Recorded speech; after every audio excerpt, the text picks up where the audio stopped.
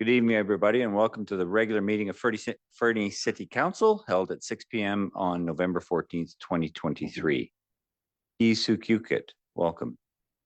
We acknowledge that the city of Fernie is located within Kukanamakas, the unceded territory of the Akadat Nukliat. We recognize that we live and work in their vast lands. The Kanahunik are from Yakutat Nukliat and are members of the Tanaha-speaking peoples of British Columbia, Idaho, and Montana. We'll call the meeting to order. This meeting is being conducted by in-person and electronic means in accordance with Council Procedure Bylaw number 2446. I'll ask for a mover and a seconder for approval of the agenda. Nixon, for Audia Kelly. Discussion? Favor? Unanimous, thank you. I will ask for a mover and a seconder to adopt the minutes of the regular council meeting held on October 24th, 2020. Councillor Hamilton. By Councillor Ramadas. Any discussion? All in favor? That's unanimous. I'll now open the floor to public participation and invite the public in attendance or participating electronically who wish to comment on items listed on the meeting agenda in accordance with section 3.7.3 of the procedure bylaw to address council, except speakers must not address council regarding a matter for which a public hearing must be held or has been held pursuant to the Local Government Act prior to council's consideration of the matter or adoption of the bylaw. Speakers must not address council regarding a permit for which public notice must be given or has been given pursuant to the Local Government Act prior to council's consideration of issuance of the permit, and a speaker may only address council for a maximum of 3 minutes. So I will turn to the room, and is there anyone in the room who wishes to speak? Please approach the podium, and if you would, give us your name and where you live, your civic address in town.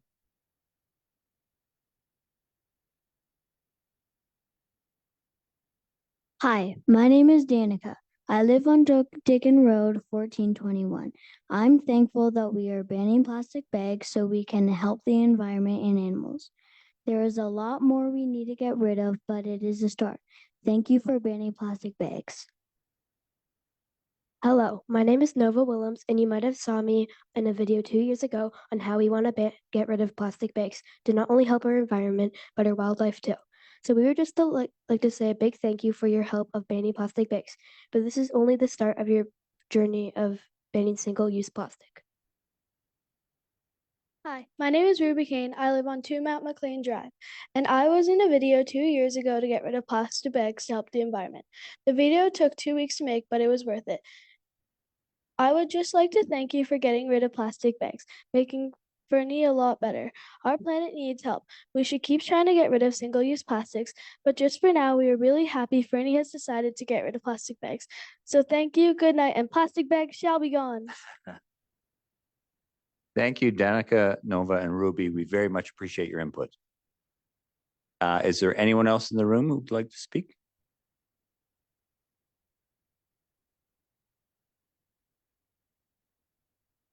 Hello. Okay. Hello, my name is Nico Chasson. I live at 247 Beaver Street in West Fernie. Just here to represent Fernie Secondary and saying thank you for banning plastic bags. It is a much needed step in the direction to really help with the idea of waste and helping fight against climate change, which our town needs for a while now. So thank you very much, and much appreciation from Fernie Secondary School and all the students. Thank you very much. And we've also made bags, so that'll probably come up later. So thank you. Thank you, Nico. Anyone else in the gallery who would like to speak? Seeing none, I'll ask Ms. Chown, is there anyone online who would engage electronically? Seeing none, we'll move on to item 8.1, the Animal Responsibility Bylaw, and a report from Bylaw Officer Kramer.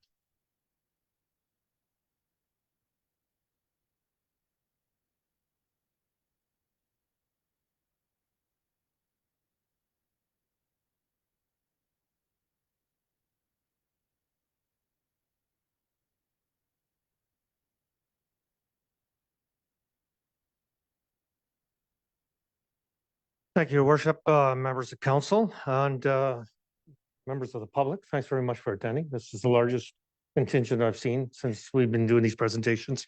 Very nice to see some interest in democracy in action here. My first presentation is in relation to backyard hens. So on December 20th, 2021, citizens, that'd be Wild Site, presented to council their desire to keeping backyard hens. Staff was directed to prepare a report and return to council for direction.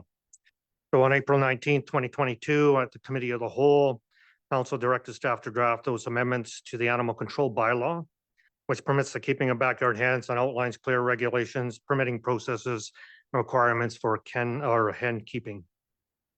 On May 16th of 2023, Committee of the Whole meeting, council again directed staff to bring back proposed animal responsibility bylaw amendments to a regular council meeting for consideration. And here we are. Backyard hens are presently allowed in Section 10, Schedule B of the Animal Responsibility Bylaw in several zones, residential West Fernie and residential West Fernie steep slope. So they are included in our animal responsibility bylaw as we speak. There are several benefits to keeping backyard hens. Advocates say food sustainability for the residents and their families, allows hens to walk around and participate in social activities.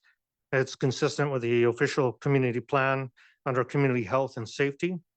And Section 4G.5 review of municipal bylaws on neighborhood basis to ensure there are not any inappropriate barriers to residential gardening or other urban agricultural pursuits, which this falls under. There are a few issues when we talk about backyard hens. Noise is one of them. And we presently have a noise bylaw, but it needs to be updated as well. Basically, some of the authorities no longer exist in that bylaw. And Bylaw Services is actually working diligently to bring that forward to council. The big one that we've tackled is wildlife attractants. Hens and their feed are considered wildlife attractants. Bears is always the big one that we always talk about here in the city. But there's also skunks, badgers, etc., other types of predators that would go after hens, coyotes, etc. So there is a need for proper electric fencing. There's odor from unclean coops, need for bylaw services to doing ongoing inspections. And those inspections include to make sure that any type of electric fencing that is required under the bylaw is operating sufficiently to deter predators, mainly bears.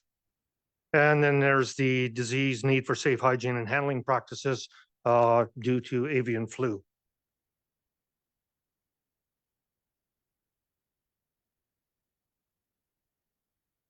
So there's some options here in for the council. Give first and second readings to the amendments of the Animal Responsibility Bylaw and the MTI bylaw, which is attached to the agenda. Repeal Section 10 of the bylaw and prohibit the keeping of any backyard hens within the city or direct staff otherwise.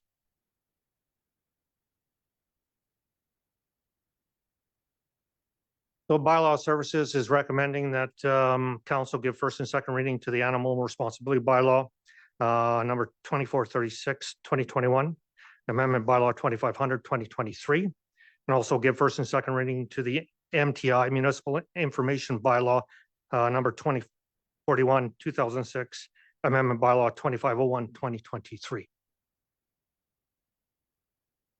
Thank you, Officer Kramer. Questions from council? Councilor Hamilton. Thank you. My question is kind of specific to the wording in the bylaw, section 10.6A. My notes are just paraphrased, but it says coop extends below ground in a minimum height of 1.2 meters. But everywhere else in the bylaw is a lot more prescriptive as to like above grade. And I'm just curious if that needs to be more articulated, like how far underground does it need to go and how high, like is 1.2 the entire fence or 1.2 above grade, that sort of thing. Yeah, the actual wording of the grade came out of the present animal responsibility bylaw. So if that needs to be amended or sufficiently clarified, we can do that if council moves forward with first and second readings between the third reading and adoption, and we will certainly look at that. Other feedback from council, questions? Councilor Ramirez. Thanks, Your Worship. Just for sake of clarity here, we must have spoken about this in our previous meetings also. Just curious, how many applications were there in other communities like Elkford and Sparwood on this one? Thank you through your council to Councilor Ramadas. I can only speak to Sparwood. When I talked to the bylaw officer there at the time of this actual written, there was one permit issued in Sparwood for backyard hens. Elkford, I'm not sure. Other questions? Officer Kramer, so this maybe isn't a question, it's maybe a philosophical observation. Because you talked about in your presentation, well, first of all, I want to make it clear I'm not opposed to urban agriculture and backyard hens. But there's this item, and there's an item further in the agenda, curbside organics. You talked about bears, and bears being the primary predator or wildlife of concern, this circumstance. Can you provide some context in recent months, for example, what we're seeing for bear interactions in our community? Because my sense is, living in the annex, that this has been a particularly bad year for bear interactions. Thank you, Your Worship. Yeah, bylaw services has had numerous complaints. In fact, 59 bylaw responses to the waste bylaw, and basically those are bears and garbage. And with 28 warning letters that we've given out between September 1st and October 25th. It has been a very busy year when it comes to bears getting into garbage. And we, as bylaw services, look at ways to educate the public when it comes to waste management and to let them know. And I don't think it's any secret here in the city that garbage is a wildlife attractant, and we need to manage that. And so is backyard hens. They're a wildlife attractant, not only the hens themselves, but the feed. And as a community, now we're seeing bears that are becoming habituated to the recycling bins. They're coming into those, and I understand that composting is being looked at by council as well. So definitely, as us in bylaw services, we try to reduce wildlife attractants as much as possible and manage them in a very proper way that is cost effective. But a lot of the things that we're seeing within the city really we have to look at a different way of managing wildlife attractants. Basically, for almost 60 complaints in 2 months, it shows us to the fact that we're not doing things right that we need to do. Yeah, and it occurs to me, and just for council's benefit, I had a meeting just yesterday with a group of concerned citizens, including grizzly bear biologist Clayton Lamb, and I feel like before we add more attractants into the equation, we need to step back and take a more holistic view about waste collection, backyard hens, potentially curbside organics, so that we're not compounding the problem this time next year. It feels to me that these things, there's definitely interplay between them, and we don't want to create a larger problem, because that problem impacts, amongst others, yourself and your fellow bylaw officer in terms of your workload, and we have limited resources to respond to the 60 complaints. 2 months is 60 complaints in addition to drafting bylaws, responding to complaints for other purposes. It feels like we need to, as I say, step back, take a more holistic view of wildlife attractants in our community. Thanks for those words, Your Worship. And it is true that we have limited resources, time in bylaw services. And as more bylaws become into effect, there's regulations that need to be enforced. One of these is if we move forward with this particular proposal, if council sees fit to do so, we're going to have to get training and equipment in order to test electric fencing. There'll be ongoing inspections for this as well. And we also have to start writing text amendments to bylaw 1750, the zoning bylaw, to allow backyard hens as a permitted use in the residential zones. Thank you. Other comments from council?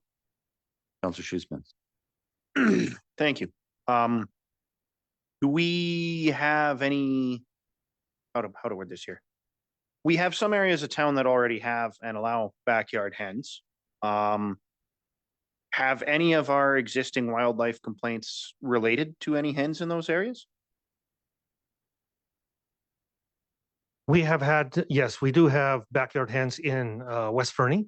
I know of one, and of course, there's no permits issued. They were grandfathered in by the RDEK. I have had no complaints reported to bylaw services. And I should put a little bit of caveat on our 59 complaints that we received. Those are only reported incidents that have come into bylaw services. Unreported instances, we have no idea. But I have had no reported instances in relation to backyard hens in the city. Thank you. Thank you. Other questions or comments? I would turn to, right, Councillor Kelly. I just wanted to say, Mayor Milligan, that I do agree with you. I think there needs to be a little bit more background in managing wildlife. We did seem to have a really bad year, and my understanding was there was a person-bear encounter, and we don't want to encourage more of those. Absolutely true. Councillor Ramirez. Just my thoughts here, Your Worship. I understand, taking a holistic view between organic collection as well as this particular file, but they're not kind of equal in my mind. I just feel like the opportunity for human-bear interaction on the organic side is a lot more compared to this one. And the reason I'm saying is just because of the data that we have in front of us. Farwood has had one application so far, 2 years. So where I'm going with this is while it is a risk, it will actually increase the risk of interactions. I also feel like we don't know how many applications will come through over the course of 2 or 3 years, because it's a big undertaking for someone to take it up also. So we got to be mindful of that also. Yeah, I don't disagree. But Sparwood's experience is anecdotal, and for us to suggest our experience will be similar is just supposition. We have, to your point, we have no idea. But is it the responsible decision to add more attractants into the equation without, as I say, stepping back, look at all the various attractants in our garbage, potentially organics, recycling, fruit trees, adding hens and honeybees? Are we being responsible if we don't take a holistic view and understand the potential outcomes of adding all those attractants into the equation? My preference would be to pause this bylaw at this juncture, and I don't know if we can add a recommended resolution to that and undertake that effort to engage our community to understand what can we do collectively to improve the situation on all fronts. Performance with garbage cans, so people are not putting them out ahead of time, they're storing them properly, they're potentially not putting high value attractants in their garbage and storing it outside. They're keeping that in their freezer potentially until such time as it can be put out safely for collection. I just feel like there's a larger question that could be answered here, and I think there's an effort that we should undertake that effort. And I saw your hand, Councillor McIsaac, and I do. So Dr. Lamb suggested, what the data tells us is that we have high years of bear interaction in Fernie, followed by very low years of bear interaction. And the data is all those bears have been killed in the community. Therefore, it takes a long time for, or another sort of series of years for for new bears to have success, habituate to the community, and then continue to ramp up. And then there's another bad year. And again, I feel like there's an opportunity here to take a more holistic view on all these issues and make sure we're doing things right. We pride ourselves on both our natural setting and our interaction with that natural setting. And if we're not responsible about attracting wildlife into our community, we're working in opposition, in my mind, to that approach. Councillor McKay. Thank you, Worship. I don't disagree in principle to what you're saying, but I do have some concerns about sort of how we got there. The idea that we should take a pause on this particular aspect of it, holding people, potential backyard chicken owners, hostage because there are some people in our community who use to be responsible with their waste means that we will never get there. Since I've been here, we have spent getting close to 2 decades now. People trying to get people to manage their garbage in a responsible fashion to not attract bears in it. It is better. We are not going to get to zero. Not following the current way. This is not to say, I'm not suggesting, by the way, that we should add more attractants, but I don't think the suggestion that holding off on adding backyard chickens until everyone is doing a responsible job with their garbage, that's a never win situation. Well, and not that we should not be striving to do that, but we should be, regardless of whether backyard chickens are on the menu. That's probably not the right word. Yeah. Well, first of all, be clear, that's not what I'm saying, that we will get to zero. What I am saying is in my mind, the responsible thing to do is look at all the inputs and decide where we can make a difference collectively as a community. For example, our garbage cans are bear resistant. They're not bear proof, which is fair. That was likely an economic decision of the day when those were implemented. But I've witnessed it myself. The bears knock them over and they turn the handle. Like they have literally, it's a learned behavior. They've figured out how to open them. They're no longer effectively functional for what they were intended for. So, as I say, stepping back and looking at all that range of inputs, how can we make a measurable difference? Because 60 bear encounters in 2 months, or bear reports in 2 months, of the reported interactions is a big number. We can do better. Councillor Hamilton. Thank you. My comments tend to echo Councillor McIsaac's in that how long has everybody been living in this community? Bears are not a new thing. We are always going to have issues with people not following the bylaws, not doing what is best for the community, for the bear population. Pausing this, I don't know if that's actually going to solve anything. I fully agree with, as a council, as a community, looking holistically at all of the inputs, all of the attractants, and better understanding how we manage it. To Councillor Ramadas's question, are we going to say no to this because we might get one new applicant, or are we going to get a flood of 50 to 100? We don't know that. And there's nothing to say that if we implement this and in 24, 36, 48 months time, we recognize that, oh, this was a bad decision, that we can't change course and rescind it. I'm personally in favor of moving forward with this and doing the full scale audit of what our attractants are, rather than pausing this now because we fear we might be causing addition to the problem. Thank you. Councillor Schussman. Thank you. To some extent, echoing the sentiments felt across the table, I feel we're not quite having a holistic discussion, particularly as it pertains to bears. We always talk about the reward side of the risk-benefit equation that a bear sees, as if that's the only thing.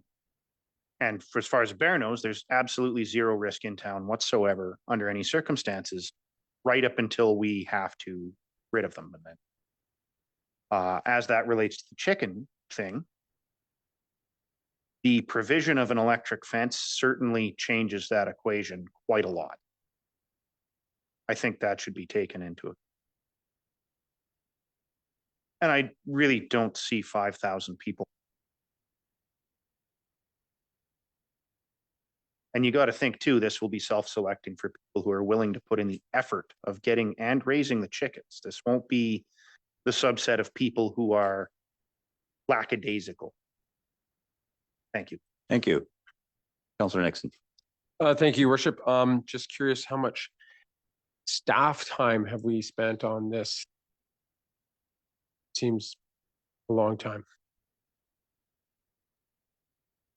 Thank you, to Your Worship, to Councillor Nixon. Writing the bylaw obviously took significant research. We wanted to make sure that we got it right.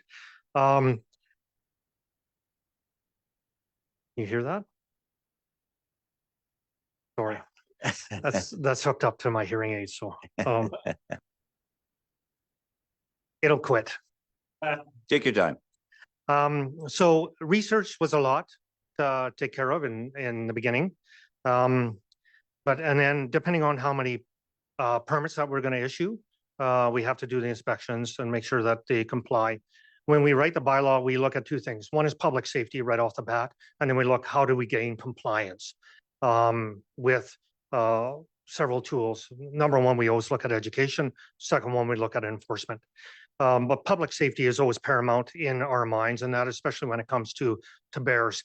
And I can confirm that we did have one incident here in the city where it was reported that a member of the public was had a bear encounter and was knocked off a bike. So that always gives us pause in relation to bears in our community and what can we do and what can we do better. And but you're right. It all depends on how many people are going to apply for them, and then that'll depend on how much time and effort we have to spend on making sure that they're in compliance with the siting requirements, the electric fencing, and then the inspections that go along with it. Yeah, and I absolutely do not want to devalue the effort that's gone into this. This has been a 2-year effort in terms of turning this around, off and on, between business to council. Mr. Bornowski. Thank you, Your Worship. Director Lennox and I were just confirming, there was a comment that the bylaw could always be rescinded if it did indeed turn out to be a problem. If rescinded, the homes who were then keeping backyard chickens would become legally non-conforming homes. So those homes causing that problem would then be legally non-conforming and could continue keeping backyard hens, or if volume became a concern, or if there were no concern and council decided to change direction, those keeping backyard hens under this bylaw would then be allowed to continue as legally non-conforming until such a time as they ceased that activity for 6 months. 6 months. Thank you. That's very good information. Councillor McIsaac. Thank you, Your Worship. What about with regards to the renewing of like a permit to do that? If we stop renewing the permit, does that end their ability to do that legally non-conforming?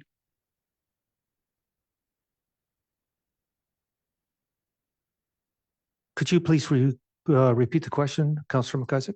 I'm going to do my best. What about in the case where they're supplied with a renewable permit, and if we stop renewing the permit because we rescind the bylaw, would that end the backyard chicken regardless of whether or not they're legally non-conforming? If they can't renew their permit, would that not end it?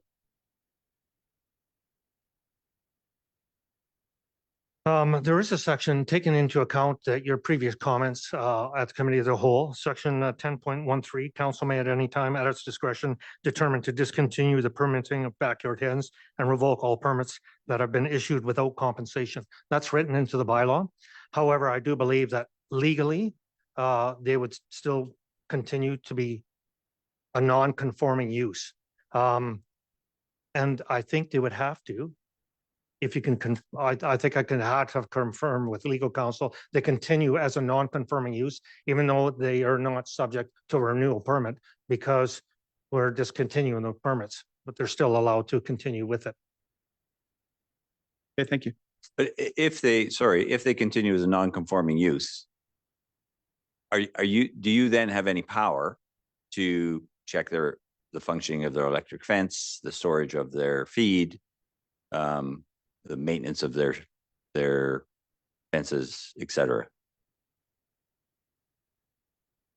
I would have to talk to legal counsel to get a legal opinion in relation to that. But I think if they brought in backyard hens by a permit via this bylaw, and this bylaw was rescinded, they're still subject to the conditions at which they originally got the permit. Thank you. Okay, with that, I just as a closing comment, I'm as I said, I'm not opposed to backyard hens. I do think if we advance this bylaw to second reading, I would like to see, however we formulate it, some level of audit of attractants in our community, and potentially enlisting a working group in the community to generate ideas on how we can further our education efforts and our less reliance on enforcement, more on potentially peer enforcement in terms of how the community responds to attractants. Perhaps I'll bring that forward as a notice of motion at a further meeting, but with that, I'll call the question. Would you read the recommendations? The first recommendation is that council give first and second readings of the Animal Responsibility Bylaw number 2436, Amendment Bylaw number 2500, 2023. Those in favor? If I could get a mover and second. Oh, I'm sorry. Yeah. It's been very heated.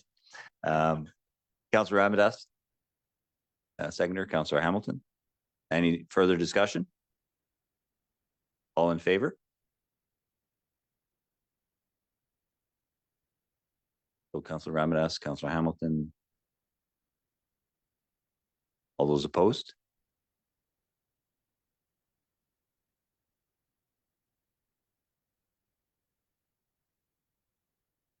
So recording that Mayor Milligan, Councillor McIsaac, and Councillor Audia Kelly were opposed. Thank you. The second staff recommendation under this matter is that council give first and second readings of the Municipal Ticket Information Bylaw number 2041, Amendment Bylaw number 2501, 2023. Moved by Councillor Hamilton, seconded by Councillor Ramadas. Any discussion? All those in favor? All those opposed? Thank you. Good discussion. I appreciate that very much.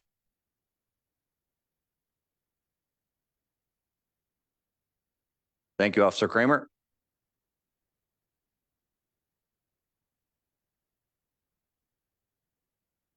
This brings us to item 8.3, a report from our manager of planning on bylaw number 2499, a text amendment to the CD3 zone.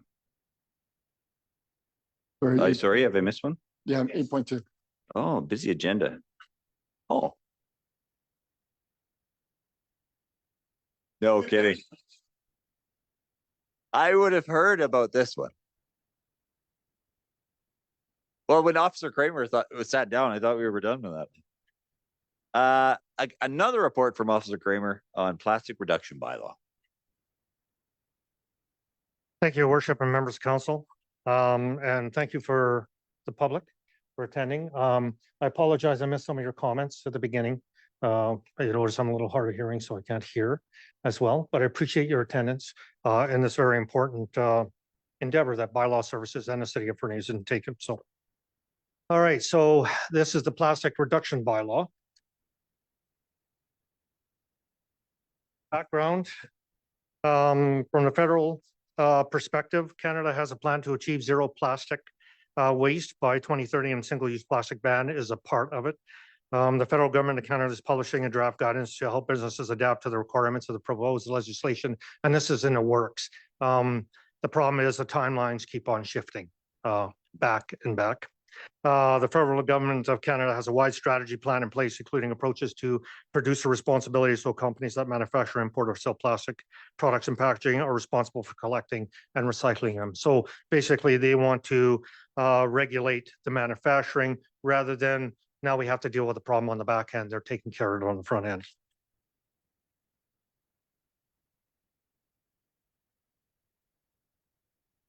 So on the provincial level, the BC government has made amendments to legislation which allows the province to regulate all packaging and single-use plastics. Having said that, they also made amendments to the community charter, which has allowed municipalities to enact plastic reduction bylaws. Consultation with local governments has been completed. Feedback is expected to ensure consistency and support from municipalities and businesses that may have to make the transition. Provincial regulations are expected to be drafted and implemented in 2023. We're still in 2023. I don't think that this is going to happen in this calendar year. So background on the municipal level, on February 24, 2022, regular council meeting, a resolution was passed to direct staff to create a bylaw banning single-use plastics. And on May 16, 2023, Committee of the Whole, they directed staff to bring forward the proposed plastic reduction bylaw at a regular council meeting for consideration. And here we are.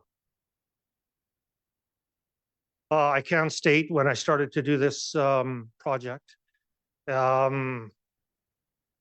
it's extremely complex for all the products that are manufactured in relation to plastics. It was just about overwhelming. If you really look at plastics in our society, how much is out there, and it really needs to be taken on by the federal and provincial governments. They have the resources to test. They, got into what's compostable percentages and all those types of things. I looked at possibly covering some of that in the bylaw, but it quickly became overwhelming and too complex for the amount of resources and time that bylaw services has presently in the city of Fernie. So our recommendation here is to give first and second reading to the plastic reduction bylaw, number 2502/2023. And give first and second reading to the MTI bylaw 2041/2006, amendment bylaw 2503/2023. And then going forward, allow the federal and provincial governments to regulate single-use plastics in the future, as they definitely have the resources and the enforcement capabilities to make that happen. Thank you, Officer Kramer. Questions from Council Hamilton.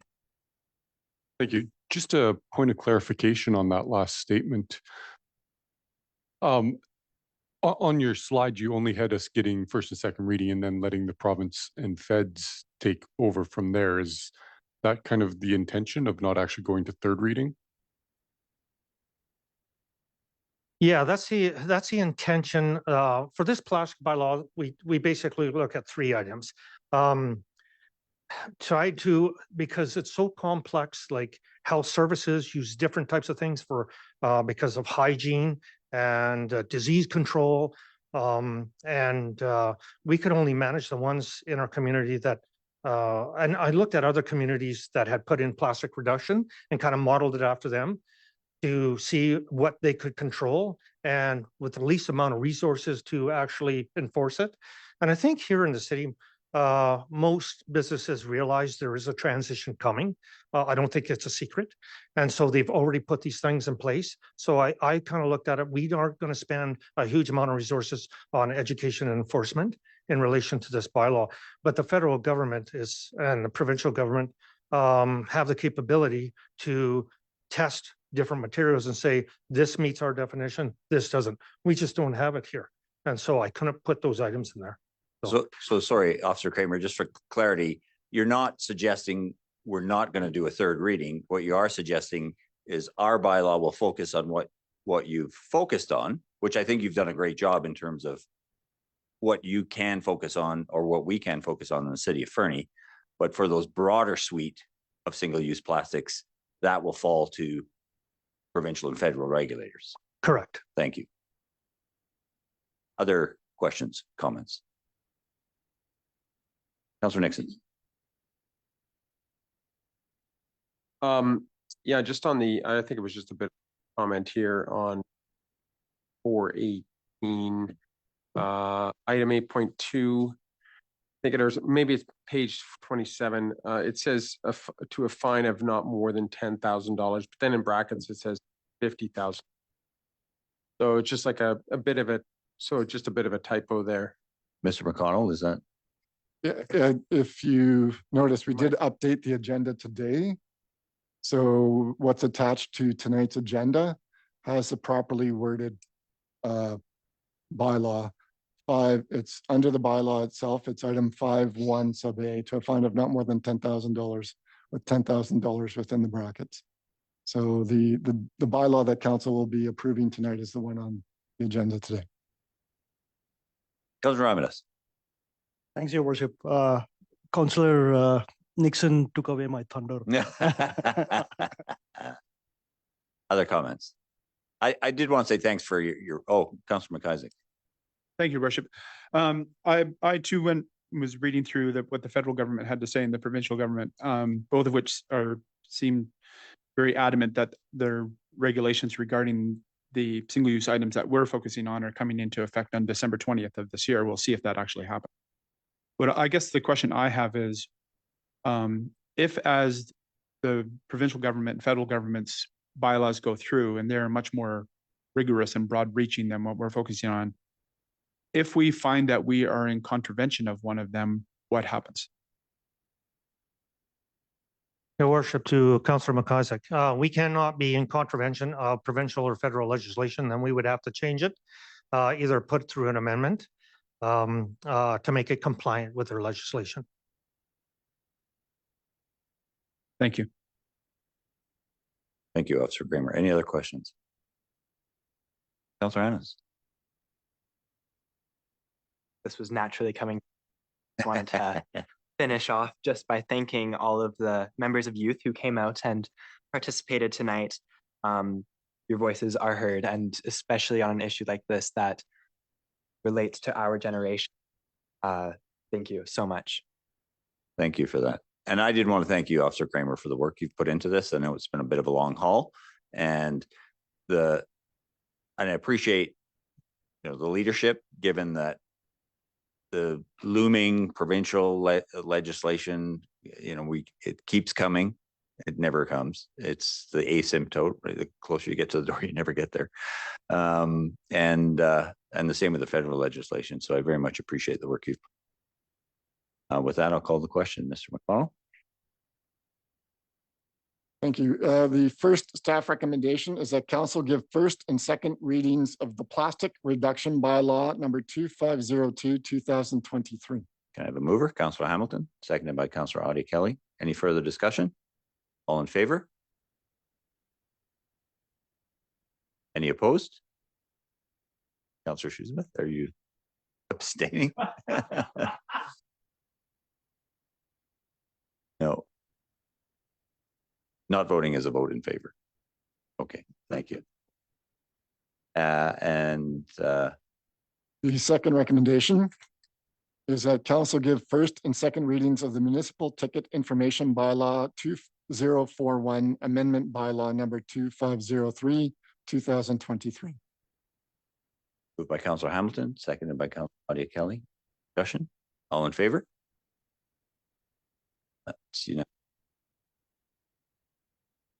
Thank you, Officer Kramer. Thanks for your work. Now, 8.3, bylaw number 2499, the text amendment to the CD3 zone at 190 Whitetail Drive. A report from our manager of planning, Mr. Similini. Thank you, Your Worship. Just bear with me while I bring up the presentation.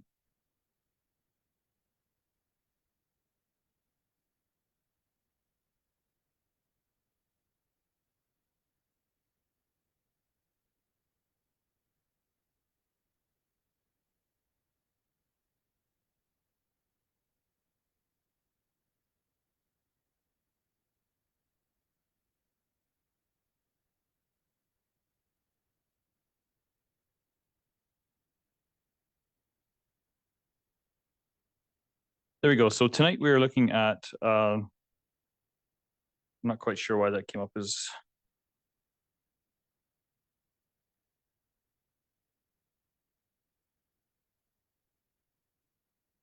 It seems that there may have been an error in saving the presentation.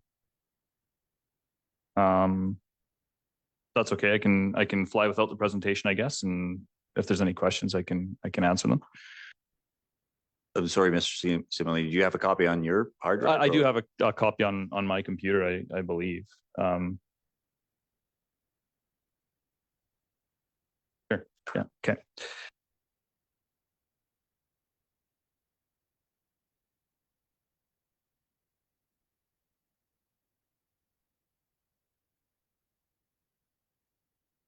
I don't know how many times I hit save on that thing, so it must be on the, maybe it's on my C drive or I something. did wonder. Yeah, it is. Yeah, please. Take a, Yeah, I think we'll take a couple of minute break. okay, thank you. That- Thank you.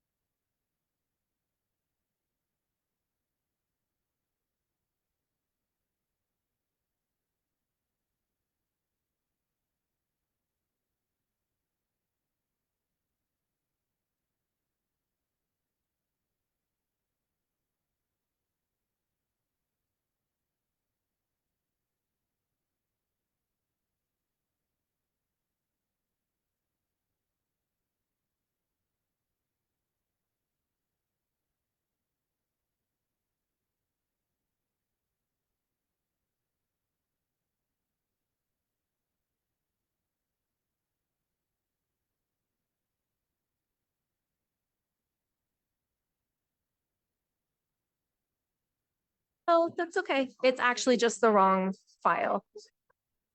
So the wrong file.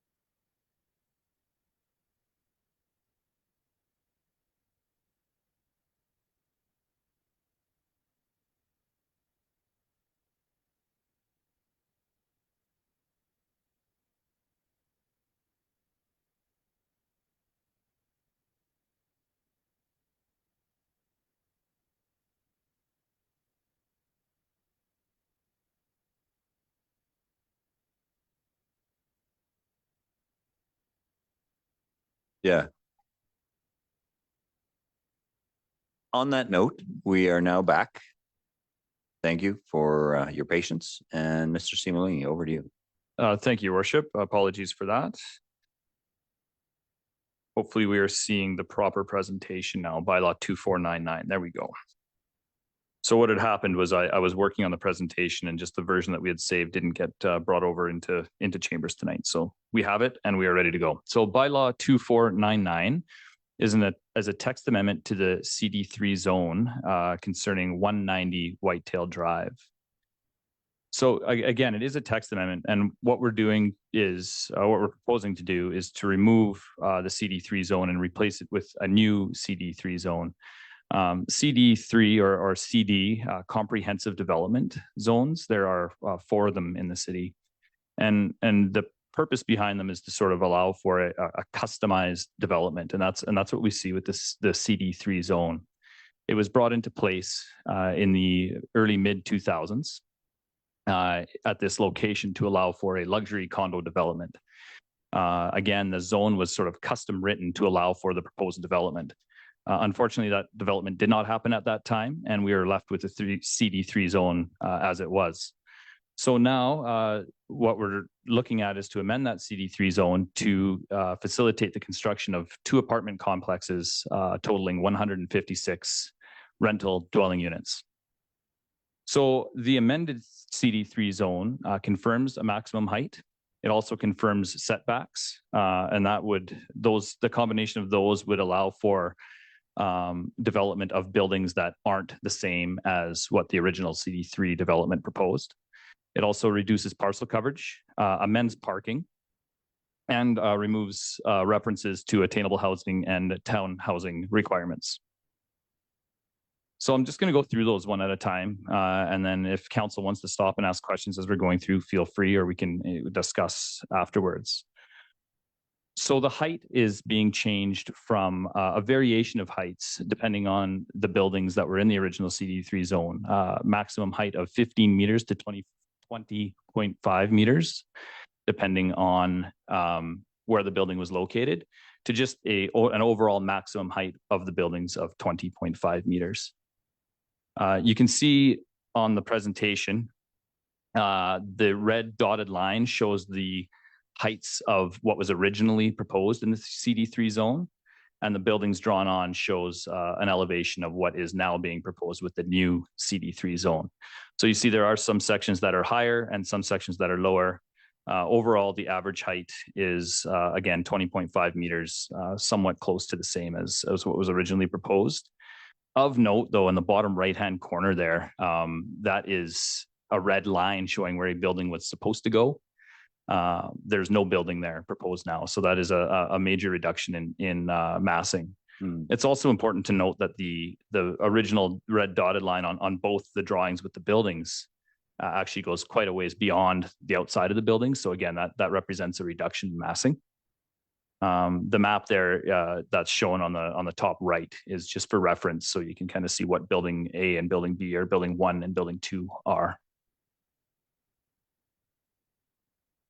So setbacks, the original bylaw CD3 did have setbacks listed. Typically our setbacks in our zoning bylaw are listed as front yard, rear yard, side yard. And the zoning table in our bylaw did have that, but it also had the setbacks shown on the map as exclusive to certain property lines. So what we've done is we've reworded the setbacks to remove the map. So on this slide, it shows the setbacks adjacent to highways, that being Whitetail Drive and Slalom Drive, will be 7.5 meters. So the green circle there shows that it's consistent with the original CD bylaw.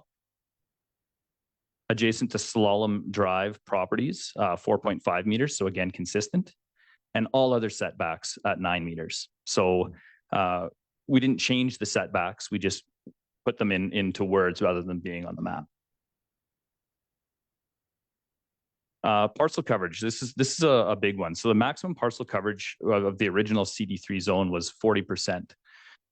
Because the developer is reducing the total amount of parcel coverage, we worked with them to just agree on a reduction of 50%, which would be down to 20%.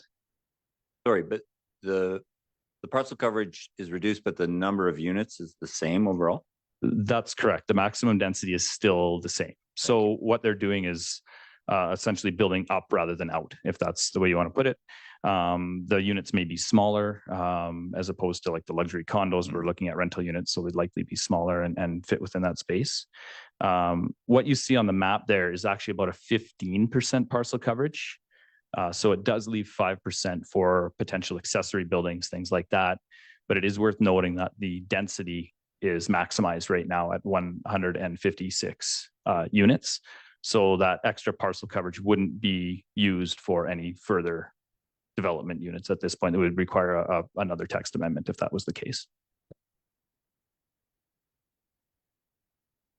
So those are the sort of three physical changes to the buildings. And I just wanted to run through sort of a summary of the height setbacks and parcel coverage. These are, I don't know if council's seen these or not. We just received these from the applicant. There's a version of one in the staff report, but these are just sort of 3D renderings that show the differences in massing. So I'll just go through them slowly and give you a chance to look.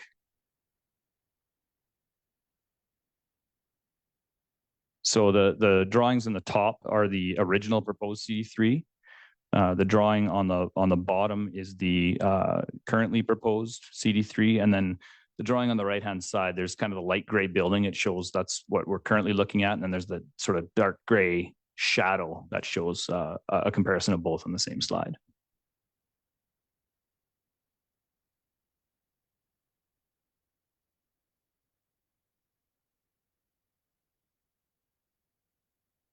So besides height, setback, and parcel coverage, we're also looking at amending changing the parking in the bylaw as well.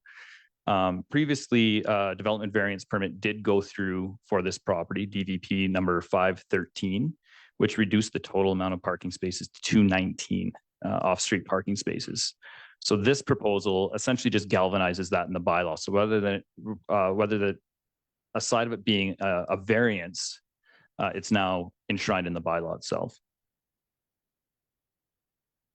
And lastly, the CD3 bylaw alludes to attainable housing units and also townhouses. As you can see in the proposal, townhouses are no longer proposed.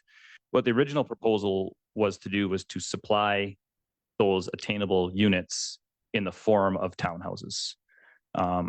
At this point, because we are dealing now with rental units, market rental units, albeit, rather than luxury condos, which would be up for sale, we're looking at that and we're looking at removing that language. It's also worth noting that there's currently a Section 219 covenant on title that requires that attainable units be constructed, and we are in conversations with the developer regarding that right now.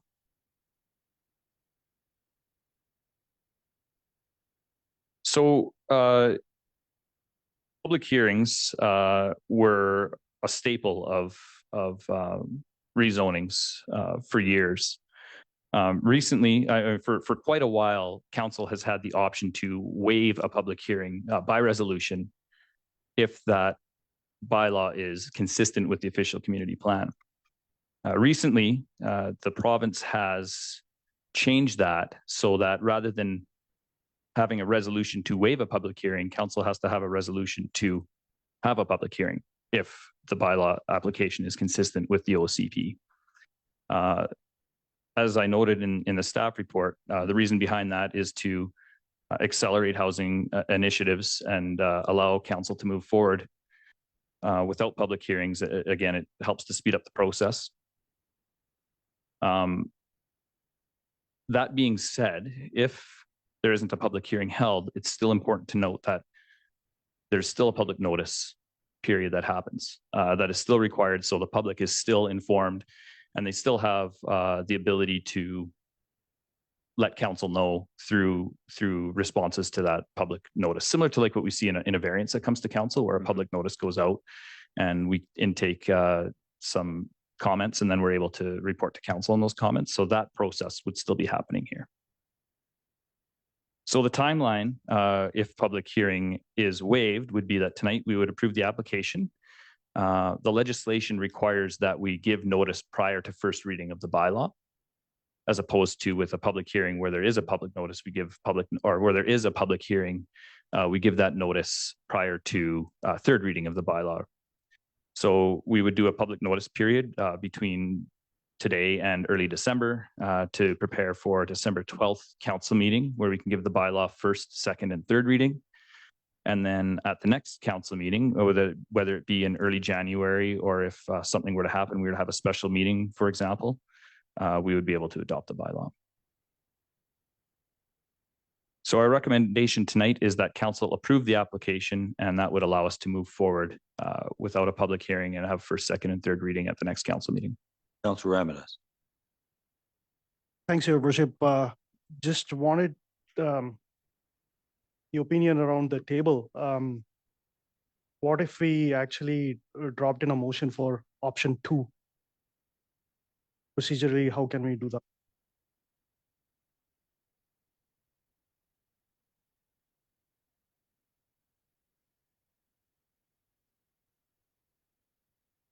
Mr. McConnell? Sure. Yes, sorry, I wanted to make sure I read option 2. Council can choose to move a motion as they wish. The staff recommendation is not the required motion. So if I could just read option 2.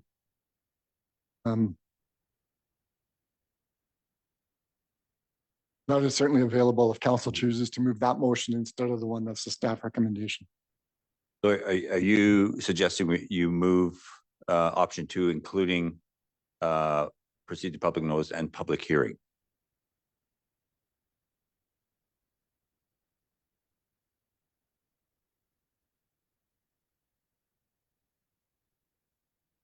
If I understood this right, Yep. this would be the first and second reading, Yep. and also choose to have public notice at a later date. Public hearing Public hearing, sorry, yeah. and public notice. Councilor Audie Kelly, you got a question you want to raise? For your worship. Sorry, I want to make sure I'm understanding. Option 2 would require us to have a public hearing. Correct. Okay. We make that motion. Correct. And if we make motion 1, it would be public notice. notice. Thanks, your worship. Councilor Smith? I apologize, Your Worship. I misread that. Sorry. Okay, so sorry, sorry, Councilor. To clarify, sorry.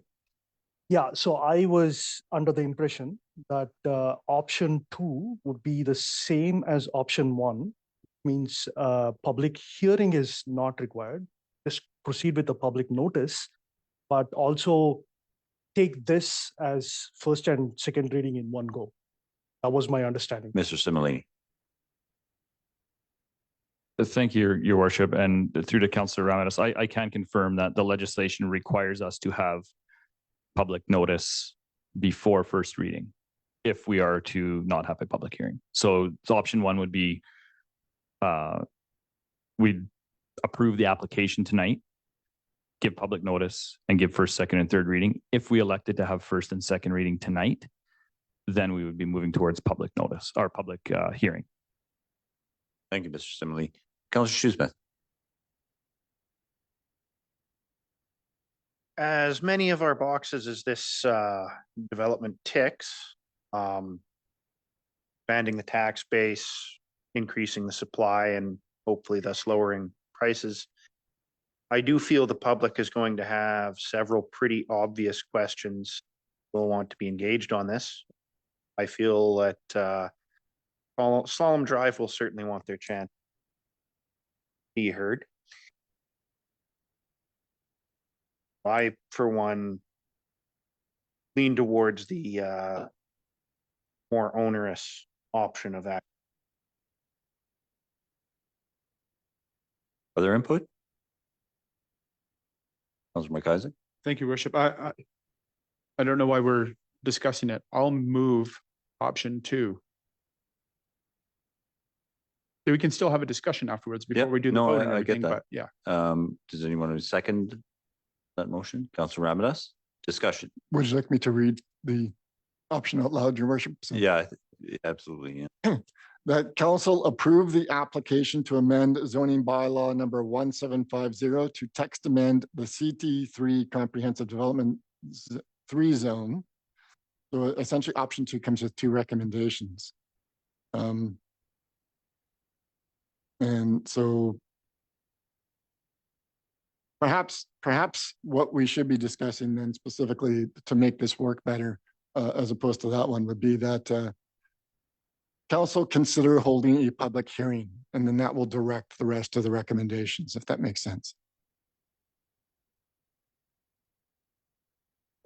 Thank you, Worship. Perhaps then, rather than moving option 2, well, I guess we're going to have to vote now since it's been moved and seconded, but the intent there was we would be moving first and second reading and then giving notice that we will have a public hearing, which is what I thought option 2 more or less elegantly described. So that's the intention of my motion, is have first and second. And a public hearing. And inform the public that we'll have a. So, and in that case, then I will ignore the first portion of that and simply deal with the second one, which says, so the mover, Councilor McIsaac, says that he is moving that council give first and second readings to bylaw 2499 and proceed to public notice and public hearing at a later date. Does that satisfy your needs, Mr. Similini, in terms of the text amendments to that bylaw? I'm sorry, Worship, in which way, as far as moving forward? The way it's split as a resolution, that I read this to suggest that council needs to approve the application to amend the zoning bylaw to text amend CD3 comprehensive development zone before we get first and second reading. That's correct. I believe that's in our procedures bylaw. So step 1 would be to approve the application. And if council decides that they want to move forward with a public hearing, let's do first and second reading tonight. And then we'll move forward with public hearing at a later meeting. Oh, sorry. Councilor So I'm confused right now as because we received mover and seconder to option 2, and I read out the first portion of it. But Councilor McIsaac's primary and Councilor McIsaac can. Your Worship, perhaps I should move to table my motion until we have the discussion on the text. Thank you. Will I need a seconder for a motion to table? Yes. Councilor Audia Kelly. Any further discussion on tabling the motion? All those in favor of tabling the motion? Thank you. And rather than, and thank you, Councilor McIsaac, rather than reading out the recommendation as is in the staff reports, I would suggest that the motion would be simply that council approve the application to amend zoning bylaw number 1750 to text amend the CD3 comprehensive development 3 zone. And simply that be the action at this point, and then we can discuss the hearing or not as a second one. Audia Kelly. I'll move that, Your Worship. Seconded by Councilor Ramirez. Any further discussion? All those in favor? That's unanimous.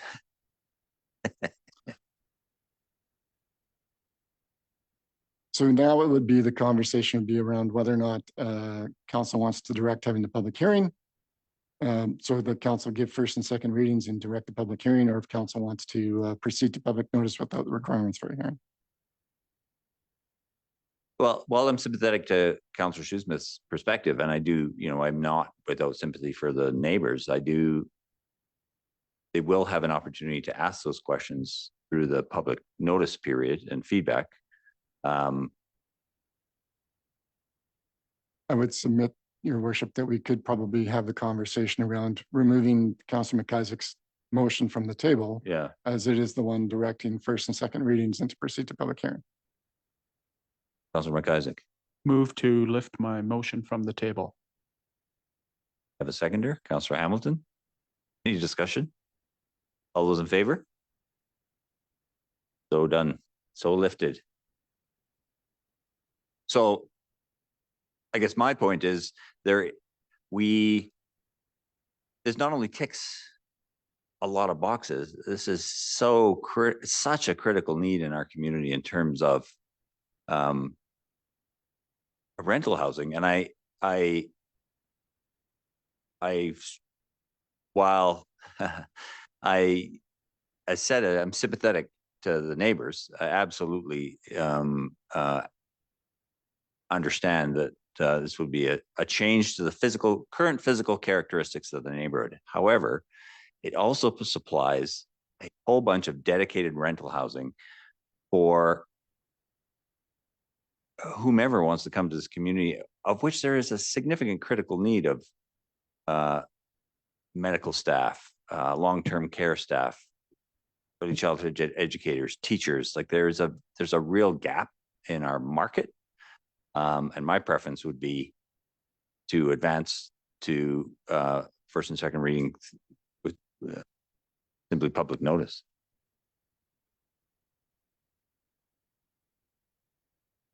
Or rather, proceed to public notice without a hearing. Councillor Hamilton. I would certainly support and echo that sentiment that, well, I am sympathetic very much to the neighborhood, and we have already been through a public hearing process with this CD3 zone and proposed changes to development. And we're 3 years later now, where had this gone ahead with essentially what is being proposed now, back then, we would probably have the extra 159 rental units, which are such a critical need for our community right now, that yeah, the community going with the public notice will still have the opportunity to provide their feedback, and for us as a council to make a decision. It just going that route helps speed up the process, lessens the burden on staff who are facing a number of other critical issues to deal with, and doesn't diminish the public's opportunity to provide feedback. Councillor McIsaac and then Councillor Ramdas. Thank you, Worship. With all due respect to my colleague, Councillor Hamilton, the public hearing that we had previously wasn't on this particular development, and it didn't actually prevent that development from going forward. It was pulled by the applicant at the time. To be fair, though, if it had gone forward and been built, it would have to have that at this time. I support your sentiment. I think this does tick a lot of boxes. I think this is a desperately needed type of development that we need in our community for sure. I also feel very confident that the community will echo that sentiment. I'm not concerned about having giving the public the opportunity to come in here and speak to it. Yes, I'm sure there are going to be neighbors with concerns. That is true if we remove a tree, let alone an apartment building. But I also feel very confident that the rest of the community is completely aware of the needs that we have right now. Thank you. Other comments? Councillor Ramdas, sorry, I had your name on the. That's okay, Worship. Thank you. In a very roundabout way, that's exactly the outcome that I was looking forward to. The reason I kind of confused everyone here was I thought the option 2 will get us to an accelerated way to get there to our goal. But yeah, completely agree. Option 1 will give us that option, go back to the citizens and talk about this through public notice and not through public hearing. And I also remember, just as a citizen, I was not elected back then when this came up, and I remember how passionate some people were on this particular different application, but there was a lot of passion back and forth on particular thing. Yeah. Again, I would also in favor of option. Thank you. Councillor Adia Kelly.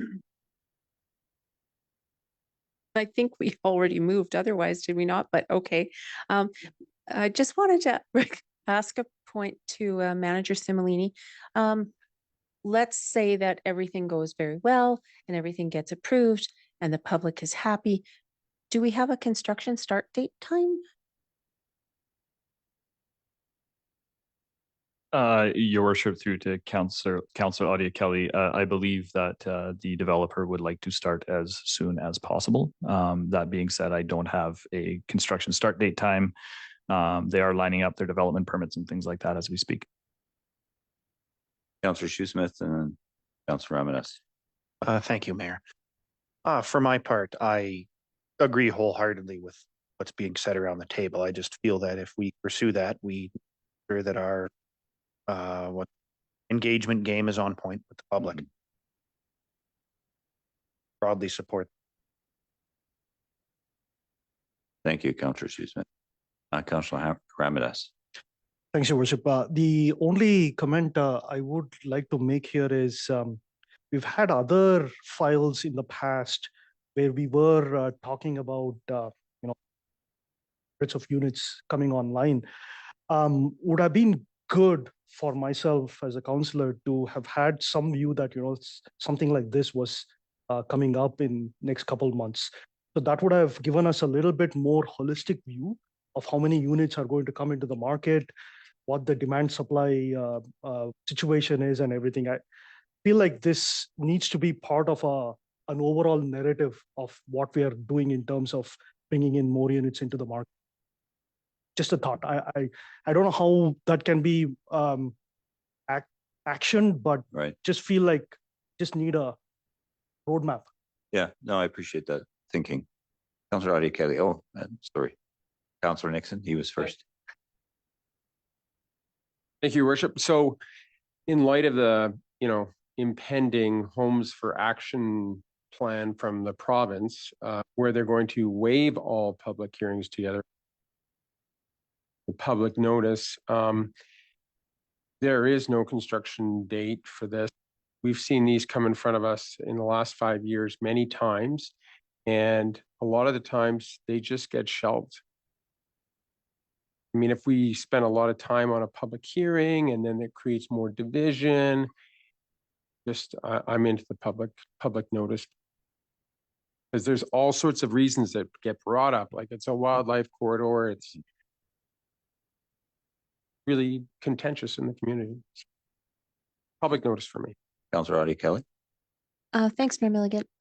There just seemed to be a little bit of confusion going around the table about what has been motioned and what has not.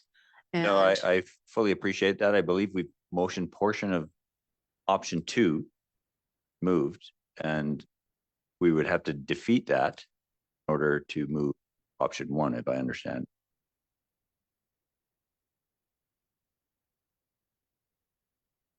And if I may, Your Worship, the Councilor McIsaac's motion was lifted from the options read in the report. The language in that motion or in that report doesn't quite capture what we should be discussing. So to be quite clear, the motion should be, as this would be what would be in a recommendation if we were to move first and second readings of the bylaw. The council give first and second readings to zoning bylaw number 1750, amendment bylaw number 269, bylaw number 2499, 2023, and proceed to public notice and public hearing at a later. That is essentially the full language that should be within that motion. So that is the motion on the table or on the floor right now. Well, to clarify, that's not exactly the motion that's on the floor, but is that suffice as a friendly amendment such that Councillor McIsaac would be happy with that addition?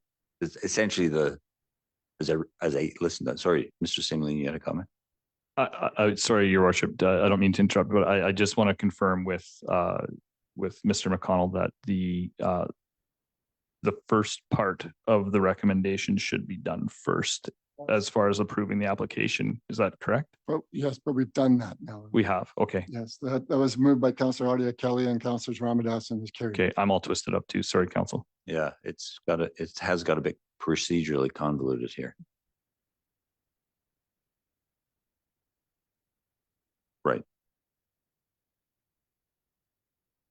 So we have the option you just read. Yes. Before us. Yes. Okay, and do we have a mover and a seconder for that option? Well, that was the, Councillor McIsaac and I can't remember who seconded council motion. Councillor Hamilton.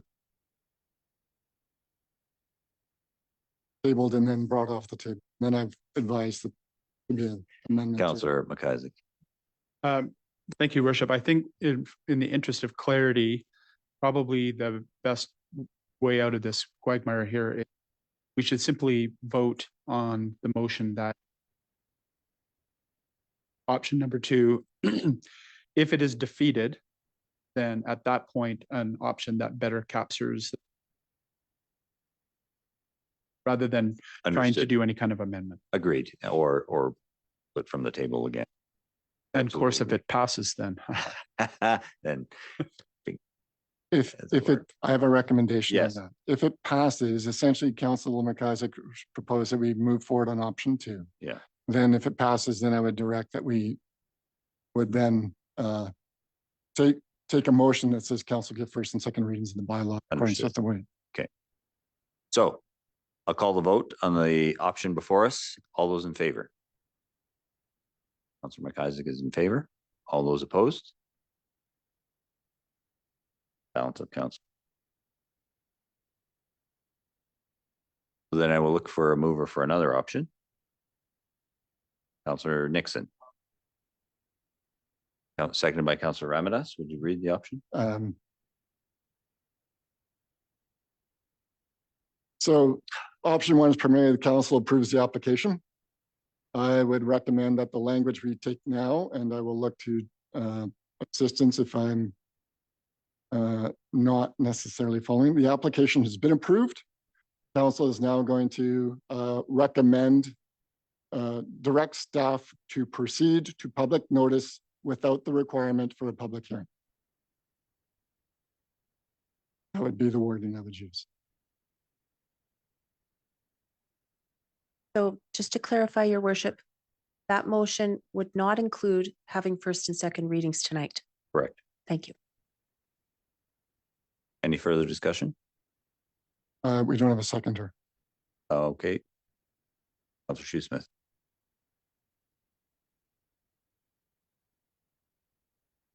All those in favor? For those opposed? As in, Councillor. Thank you. Thank you, Mr. Simile. Thank you, Your Worship. Thank you, Council. Councillor Ramadas. Your worship, what did you? I voted in favor. Okay.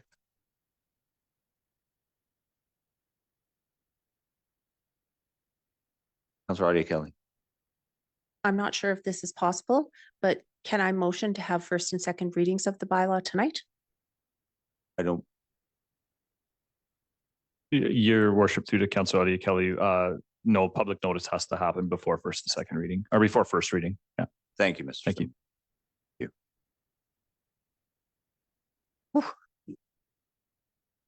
Procedural hijinks. Thank you, everybody. Moving on to item 9.1, a report from Project Engineer Line, Active Transportation Infrastructure Grant Funding Opportunity. Oh, you have to turn your microphone on. Almost. Okay. Good evening, everybody. I'll just pull up my presentation.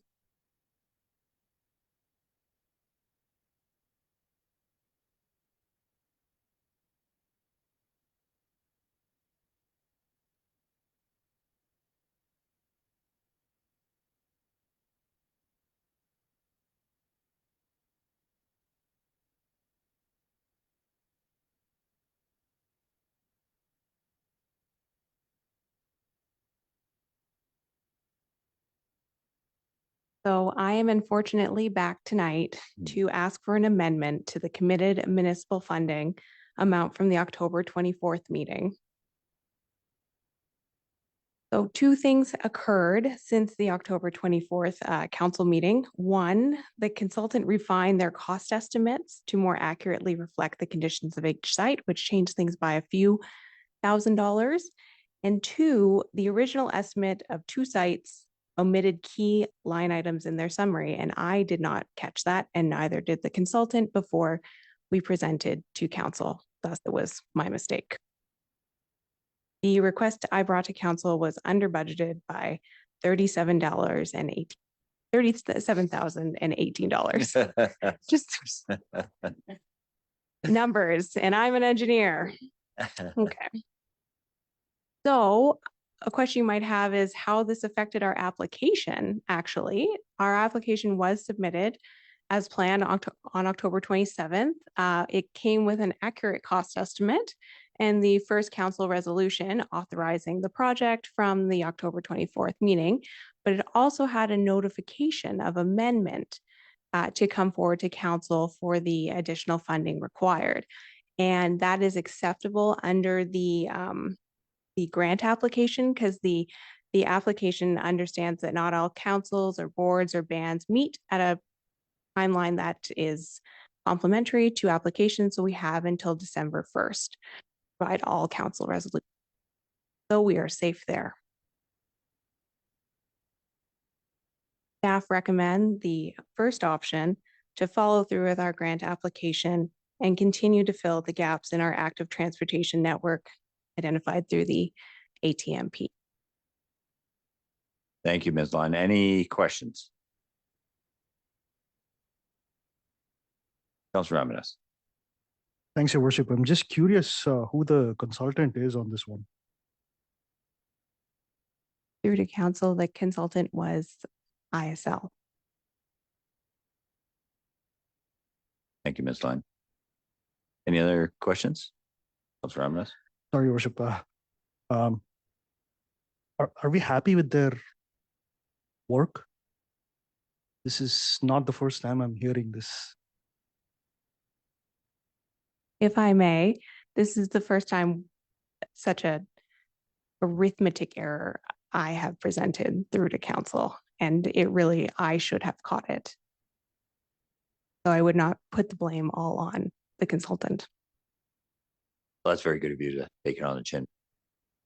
And have to do a presentation again about it. Fair enough. Any other questions? Ask you to read the. I'm sticking to script on this one, Your Worship.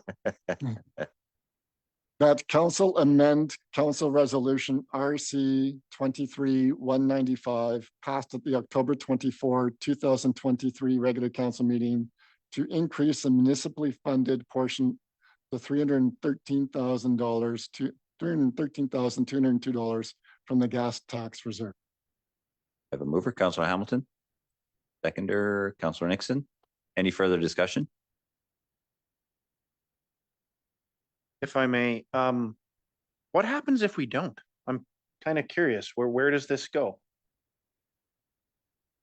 If I may, please. At this point, we would have to abandon our application as we don't have council approval for the funds needed to fulfill the plans we brought in the application. Thank you. Thank you, Ms. Line. Any other discussion? All those in favor? Opposed? That was unanimous. I don't know why I asked that. Thank you. And thank you, Ms. Line. And I do, I know it wasn't easy, but thank you for just taking ownership of it. It says a lot about your character, so thank you.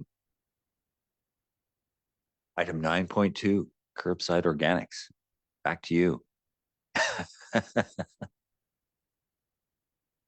Thank you. I'll just pull up that presentation.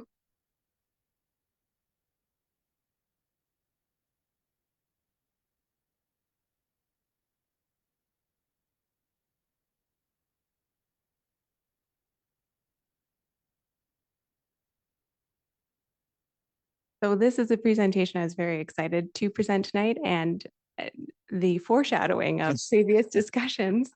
I know there's going to be a lot of discussion tonight, and feel free to ask questions whenever, because there is a major question throughout this presentation that I need a response from council on.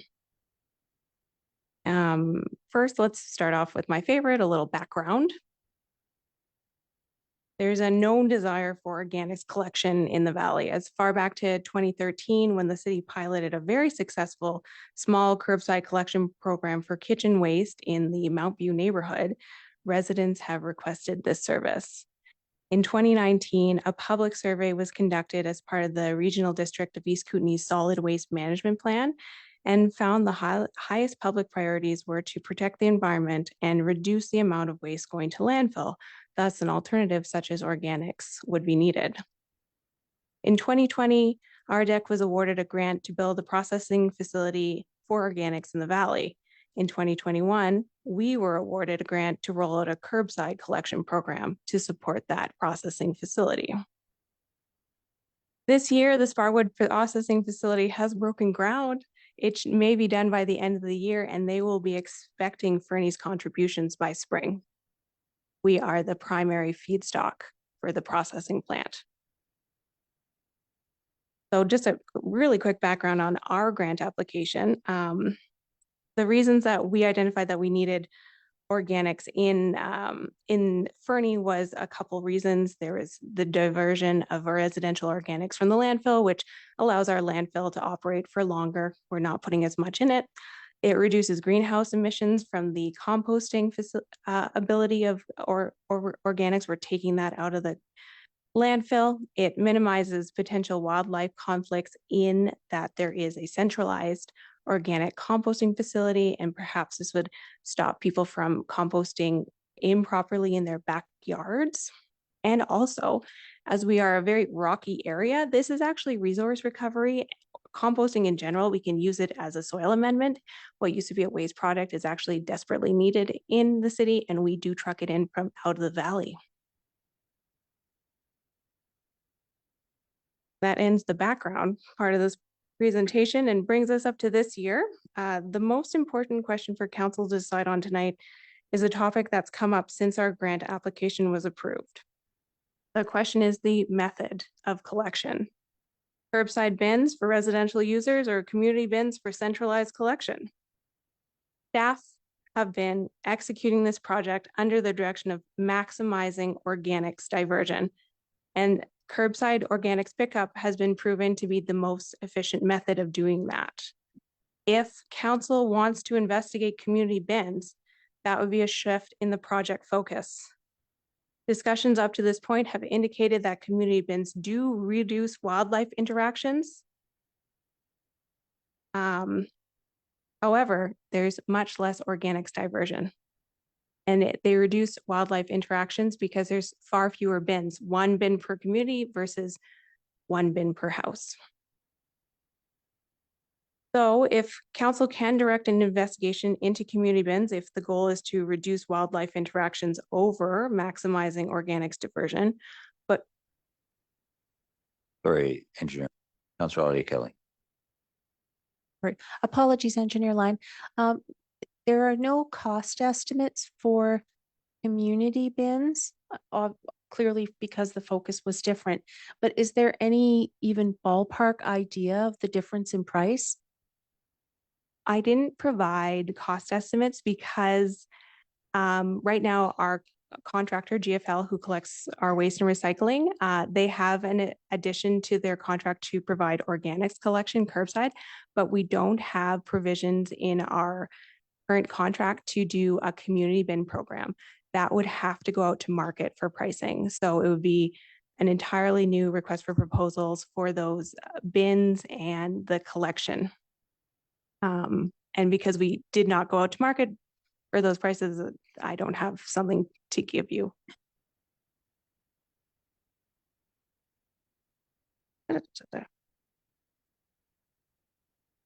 Basically, we can't do the maximum of limiting wildlife interactions and maximize the removal of organics from our waste stream in either of these, unfortunately. So council does have to decide what their intention is.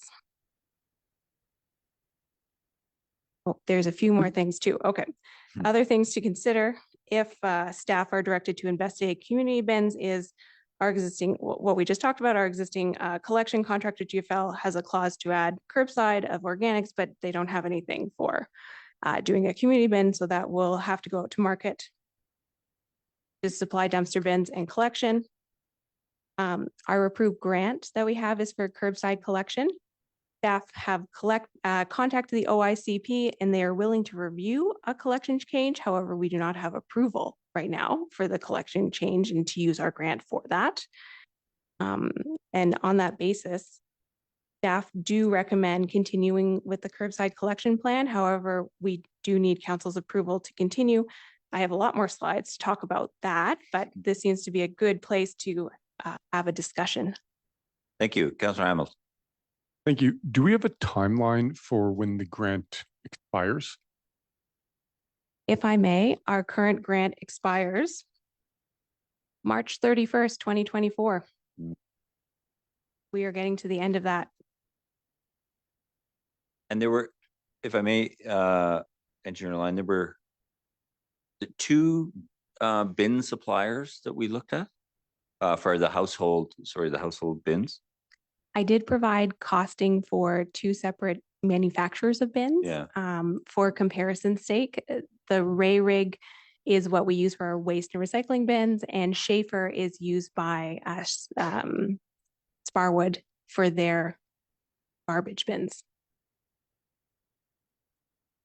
Okay, thank you. And in conversation with bylaw officer Kramer, the Sparwood appears to have, and this is anecdotal, I think, based on his conversations with Sparwood bylaw, less bear interactions with garbage using those other bins. I'll potentially, I can't confirm or deny, but I can talk about how their bins work. So they have a Schaefer bin, which is very similar to our recycling bin in that it doesn't have any, our garbage bin have the gravity lock on the top, and that's the animal resistance part. The Schaefer bins have like a clip system. And so on garbage day, you wheel out your garbage and you unclip it. So there is no animal protection on garbage day. Otherwise, because their collectors don't get out of the cart to the truck to unclip. So on garbage day, there's no protection. But every other day, there is a little better protection with those clips than our gravity lock. Thank you. Yeah, I appreciate that explanation. Quite understood that. Are there, and this is maybe a far-fetched question, is there such thing as a bear-proof bin? There are many bins that say they are bear-proof. However, if we were looking into animal-resistant versus bear-resistant bins, bear-resistant bins are thrown into an enclosure with a bear and they're given an hour to play with it. And if the bin does not open in an hour, it is given the certification of bear resistance, but that's an hour. Yeah. That's not forever. You can't store it outside and think it'll be okay. If you wanted to do bear resistance, in my opinion, you would have to go to metal bins like we see on our streets, which is not affordable. Sorry, but for household organics, is there anything approaching like a curbside bear-proof bin? Or and what is the highest level of bear resistance? So I did provide cost estimates for a more bear resistant bin, but the certification is only 1 hour. And if you did want to go for a higher, you would have to have a metal bin, which I did not provide any costing for because it would be astronomical and unwieldy. Thank you. Yeah, and I'm reflecting on, sorry, go ahead, Councilor. I'm reflecting on Councilor McIsaac's earlier comments about education and compliance. Clearly, we're not doing a very good job now. We need to go this route with bear resistant organic bins. We need to do a better job, however that. Councilor Hamilton. Thank you. As a bit of a maybe philosophical discussion point, we're not talking about really adding any more attractants to our curbside recycling. We're simply diverting it into a separate bin. So I'm not sure if, don't get me wrong, we need to make sure that these bins are as bear resistant as possible. But is it going to create an increase in attractants in our community versus what is currently there? Because people who are just throwing all of their organics into their curbside bin, it's going into a curbside bin still. So that's just my kind of my observation and my comment for us to all think about is we're not actually adding to the problem in this instance. We're simply trying to divert where it ends up. Yeah, I've been wrestling with that myself. That organic material is now going into a garbage bin that could otherwise go into an organics bin, and potentially the garbage bin becomes a non-issue if households are following a strict protocol that way. Councillor Ramirez. Thanks, Your Worship. The thing that I'm trying to grapple here, and I still am not able to understand, is what problem seems way too complicated to me.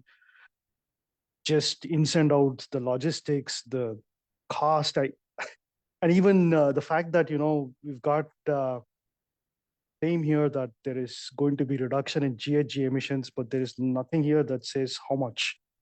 So, yeah, it just needs a lot more work, I feel.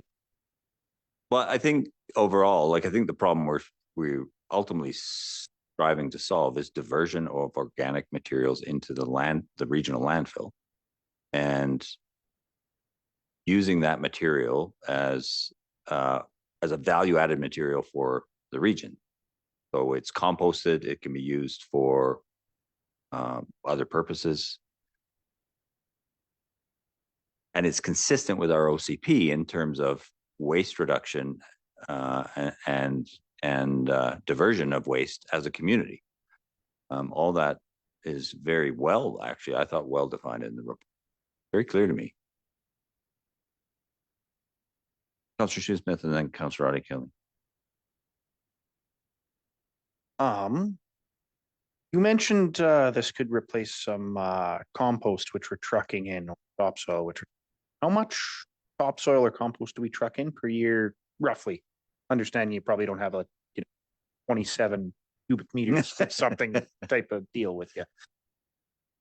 If I may, I have even less than that. However, I understand that there is no composting facility in the valley, thus all composting material is trucked in from out of the valley. Thank you. Councillor Roddy Kelly. Thanks, Mayor Milligan. I was also curious about, you talked a little bit about the different options, Engineer Line, for the collection.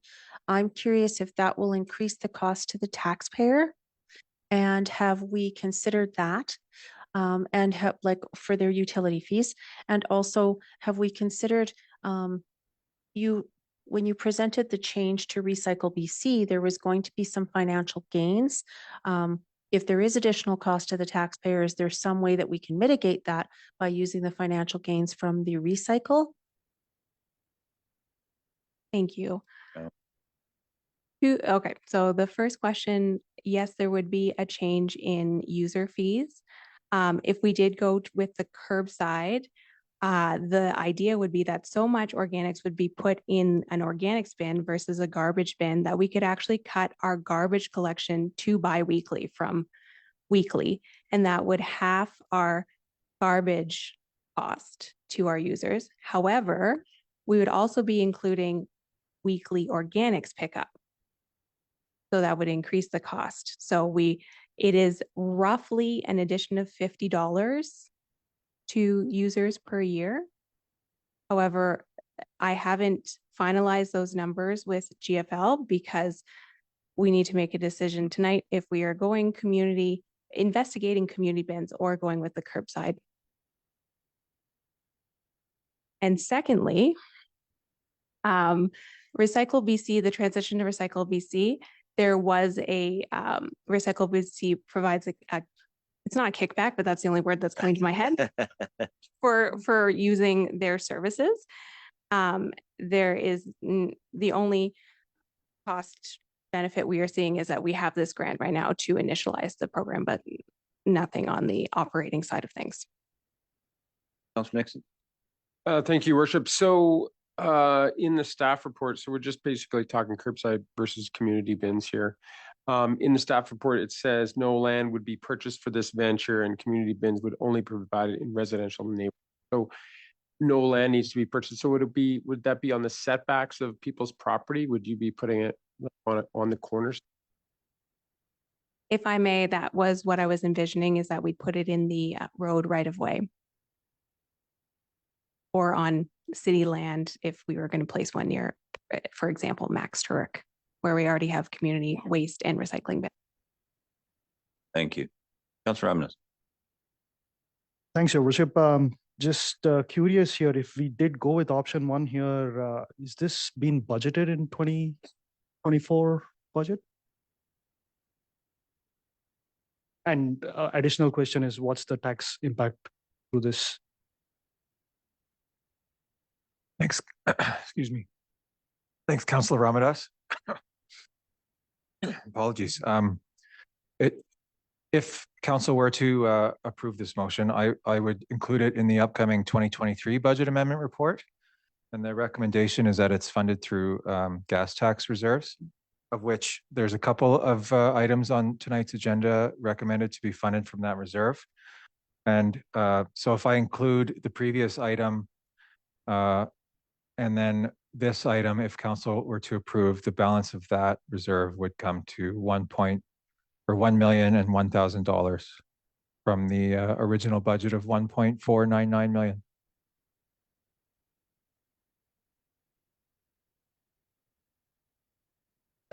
I do really appreciate the comment, Ms. Lyon, that if we go to centralized bins, then there is a large proportion of the community that isn't going to cart their organics there, and as such, it has done nothing for the attractant of their particular garbage can, whether it's weekly or bi-weekly. It still presents an issue as an attractant. So I think I hadn't really thought that through, I guess, until you explained that. So I very much appreciate it.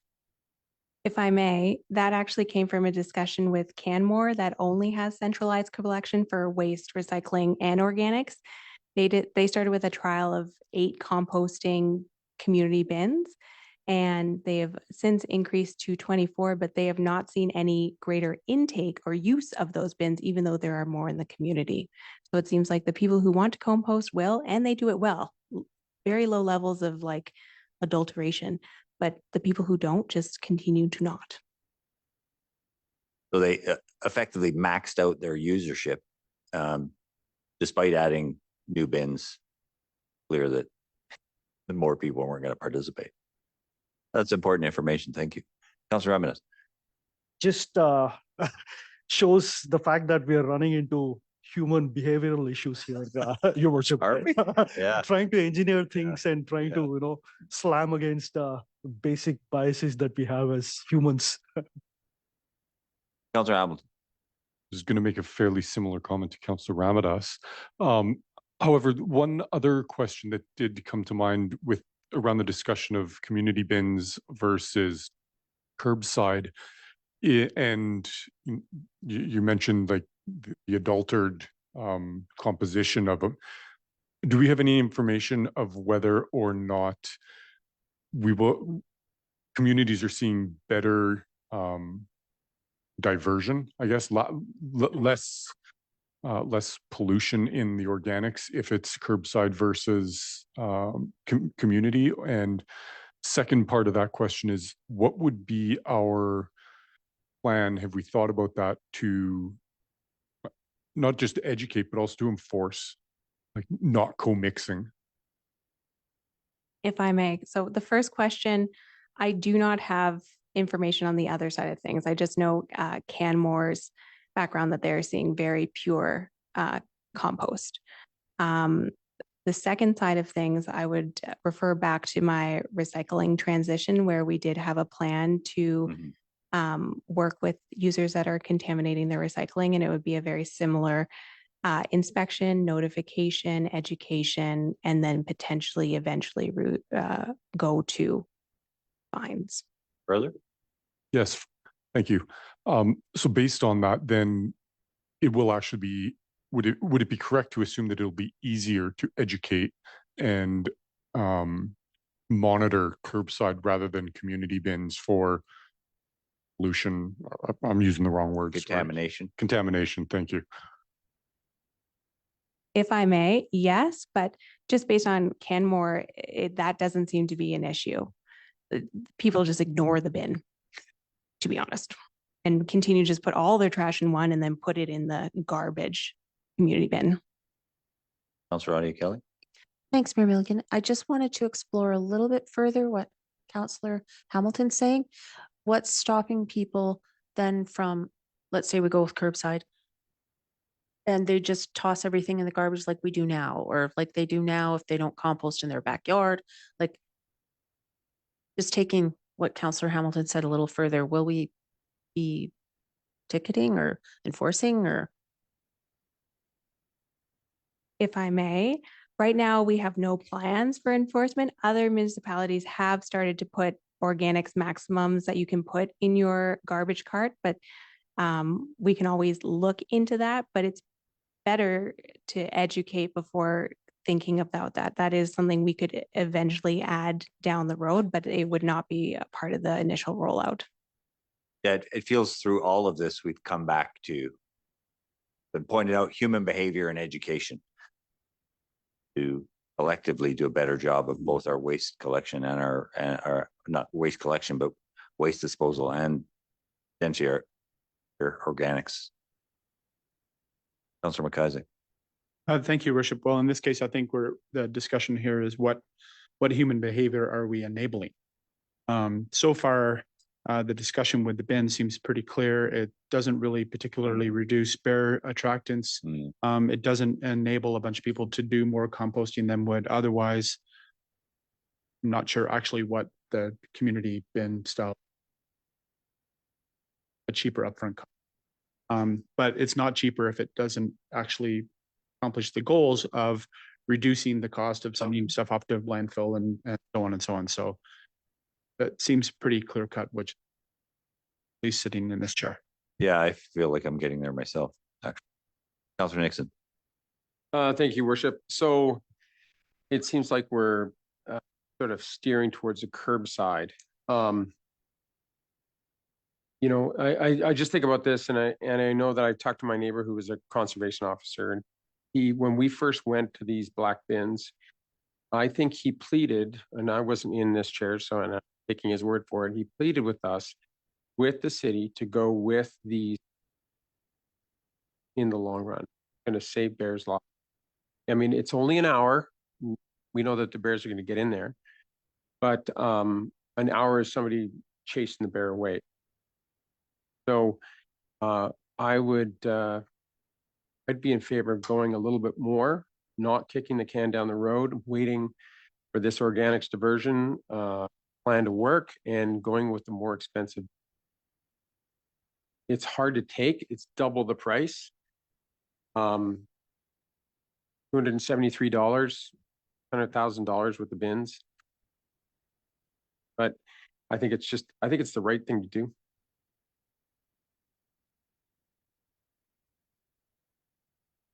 Councillor Hamilton. Thank you. To Councillor Nixon's point, I hadn't actually considered it from that perspective, but given our earlier discussion about looking more holistically at all of the attractants that we're potentially enabling in our community and what we're doing holistically to reduce our attractants, I think Councillor Nixon has a point with diverting our organics, which are the attractant, and spending the extra money to go for the more expensive, more bear-proof type container.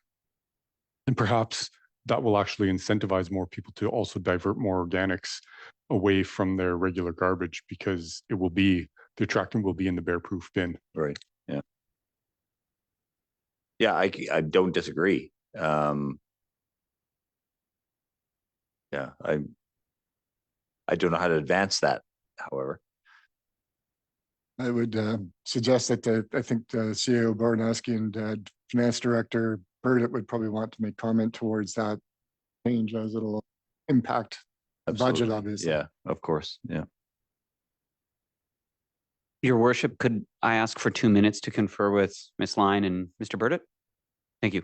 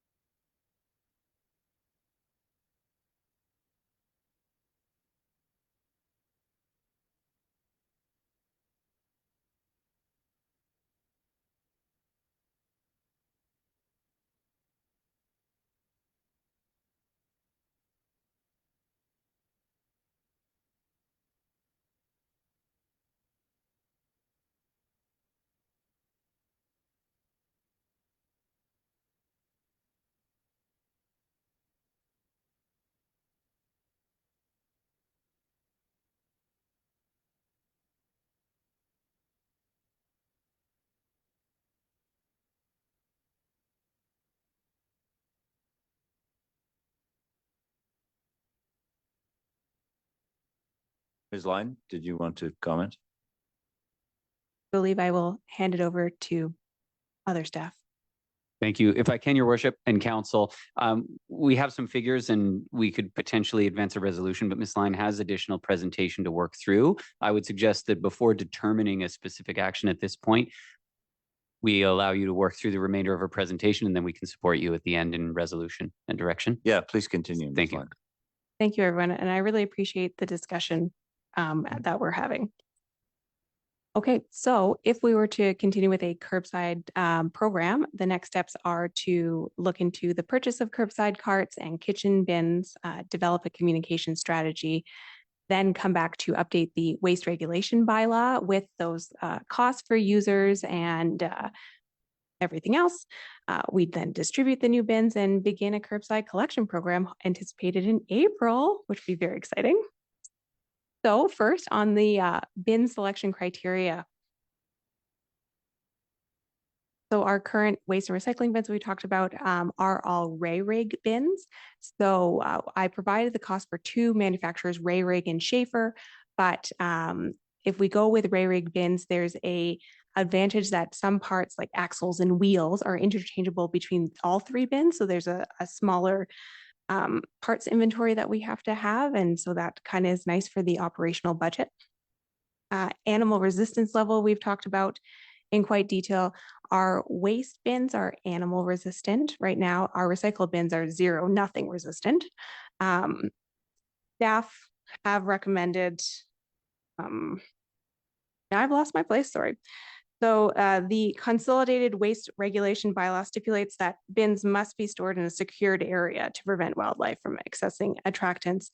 And as we've discussed, a bear resistant bin is only certified for 1 hour. It's not certified forever. And the cost, Ray-Rig bear resistant bins are over double the cost of the equivalent wildlife resistant bin. Thus, staff do recommend a wildlife resistant bin used in combination with being stored in a secure area to keep people safe, prevent property damage, and reduce conflicts with wildlife. And finally, bin size. Our program will accept both kitchen waste and yard waste. So in the summer, there might be an excess of yard waste depending on how people garden or don't garden. And then in the winter, obviously yard waste kind of goes away. So there's going to be a fluctuation of waste that could be contributed to this bin seasonally. I provided pricing for both 120 liter and 240 liter bins. Our garbage is in a 120 liter and our recycling is in a 240 liter bin. But staff recommend providing the homeowners with the 120 liter organic bins. This will require the least amount of secured space, which some homeowners will obviously have a problem with. And homeowners that have greater organic needs can go to the Fernie transfer station Or we might be able to provide a second bin to those homeowners with an additional cost that is yet to be determined as part of the waste and regulation bylaw. The second component and the more fun one is the communication strategy. So as we've discussed, due to the volume of organics that we place now in an organic bin, our waste bin wouldn't have the same amount of volume. It doesn't have to be picked up every week. So we would move pickup for waste to every second week and organics every week because of the smell and animal attractant. We want that out. But this is a huge change for our community. And then we really need an effective communication program to support our community in this transition. So we would be crafting a widespread message that's on the internet, on radio, in print, in mailouts, maybe even a community meeting or a magnet or sticker, how things go. And also we know that there will be support throughout the program as people get used to this change. A budget of $15,000 has been identified to engage the community based on the rollout of the recycling transition. Finally, here's a costing for what staff recommend, which is a 120 liter wildlife resistant curbside bin, and the kitchen bins all manufactured by Ray. The total price of 2,300 units is provided here without taxes. Then the $15,000 for the communication program, which is a total of just over $350,000. Our grant provides up to 2/3 or $177,000. And that might have been 2/3 back when we got the grant, but every year costs go up. So the city contribution for the staff suggestion is $174,000. However, we will have fixed. I will actually just reopen for more discussion at this point. Well, thank you. So if we change the bins, so go to more expensive bins, does the grant change?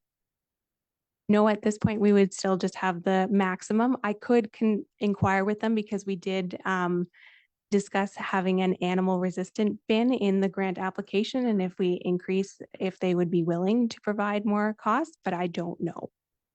I think that would be worth. I think so too. I agree. Yes. Yeah. Thank you. Councillor Nixon and then Councillor Audi. Thank you, Your Worship. So do we have any idea what the other Elk Valley municipalities are doing? Is there a chance to back and have better costing like with Sparwood, and if they go with the same bin? If I may, that's a very good question that I didn't inquire, as GFL, our contractor, doesn't collect for them. And they're who we are dealing with through our existing contract. They are providing us the pricings for the new bins. So we are working through them. And as I understand it, Councillor Nixon, line from Mayor Wilkes in Sparwood, they are going with a countertop composter that apparently they've distributed to homes in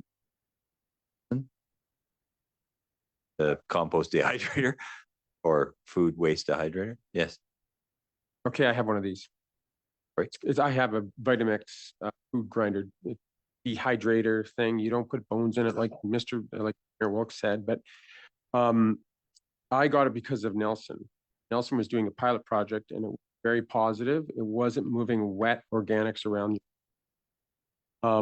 My question is if Sparwood pulls out of this because they're doing a countertop device such as the one that I have, that put the whole organics program in jeopardy?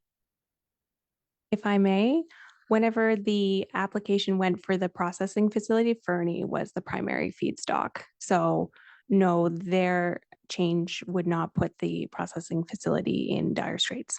Yeah, the RDK has advanced. Rhoda Kelly. Thanks, Mayor Milligan. No disrespect meant, but when you talked about the education, Will 15,000 really be enough, engineer line? Seems low. It seems like a small amount. If I may, the costs occur for the rollout of the recycling was just over $7,000. And so we basically doubled that because we do need additional support to the community for this.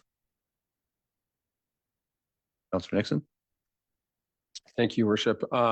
If we go with the more expensive bins, do we have the money in the Canada Community Building Fund Reserve?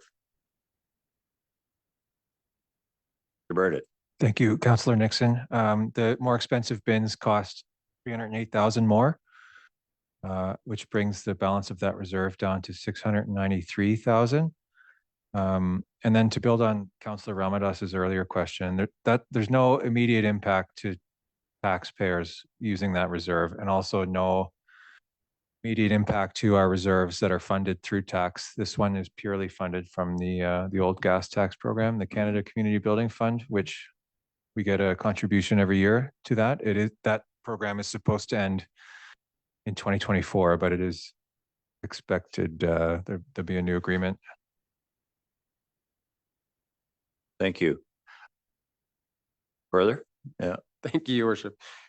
I think going with the more expensive bin is not only the right thing to do, it also rights the wrong that we did before by going with the cheap. And I think that now we have a better air resistant bin that's in the yard that's getting weekly. Yeah. The garbage bin will now become less of an attractant. And the recycle bin will probably still be an attractant if people put their dirty. Fair. Councillor Ramirez. Thank you, Your Worship. Just curious to Councillor Nixon's point there. Question directly. I'm ready. Yeah. So the desktop that you have is what you use, right? And what happens to this that comes out of? I put it in a bin, and then at the end of the winter time, I just throw it in my garden. Go ahead. For the whole year. Worship. So that's something that anybody can do right now. Correct. That option is available for anybody. For any household, yeah. For any household. Yeah. But you have to go out and buy the machine. It's $600. Yeah. So if people are really motivated by this, they really care about this, they can go and purchase $600 worth equipment right now. They could have for many years. Yeah. Yeah, just my point, Yeah. Your Worship. I'm curious, Engineer Line, is it, I don't know how to even phrase this question. Is it worth deferring a decision until you've checked with the funder to see if the more expensive bins would provide, that would allow for more grant funding on that grant stream? I believe it is a valid question for the grant funders. However, I believe we might be able to get a motion here to approve up to that amount of money. Do not like what I'm seeing, so. Fair. So that it would not impact the timeline. Right. I wouldn't want to impact the timeline because I agree. Like I wouldn't want to put the regional organics program at risk either. I mean, a lot of work has gone into that. Councillor McKaisen. Thank you, Worship.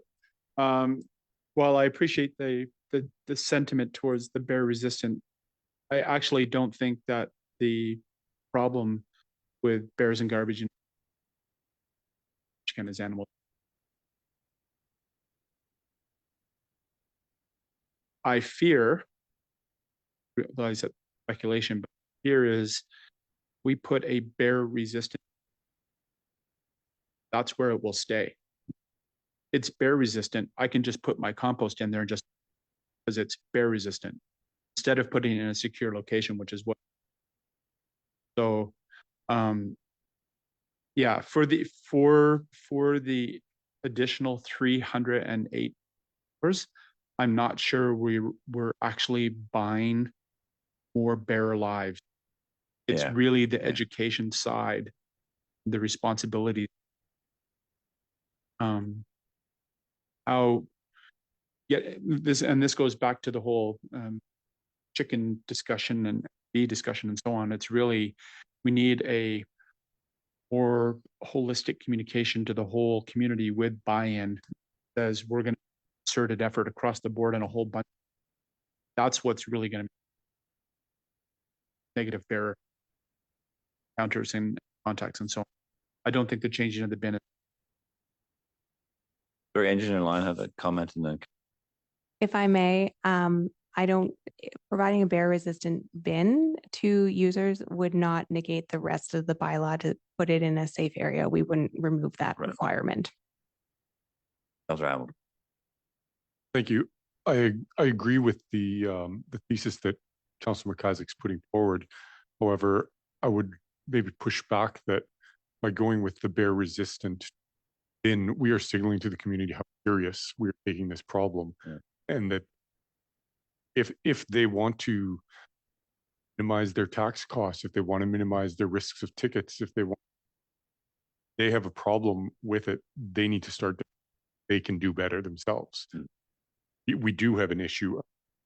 You have an issue of its lack of peer pressure, not pressuring our neighbors to do the right. I think it's a combination of both. I'm still very much on the fence as to which type of bin I would go with, but I think going with the more bear resistant might be the signal that the community, how this body treating the situation. Councilor, next. Yeah, thank you. I think that if we do go with the wildlife resistant bin versus the bear resistant, we're going to see an increase. Because what's going to happen is we're going to put out that composting bin and it's not going to be bear resistant. We're going to go after that. And then some people are going to put out the other garbage can and they're not going to divert, right? And they're going to put it in there. Then the bears will have a second opportunity to go after that one. And then they'll go for the Councilor Audia Kelly, and then just extrapolating a little bit from what said.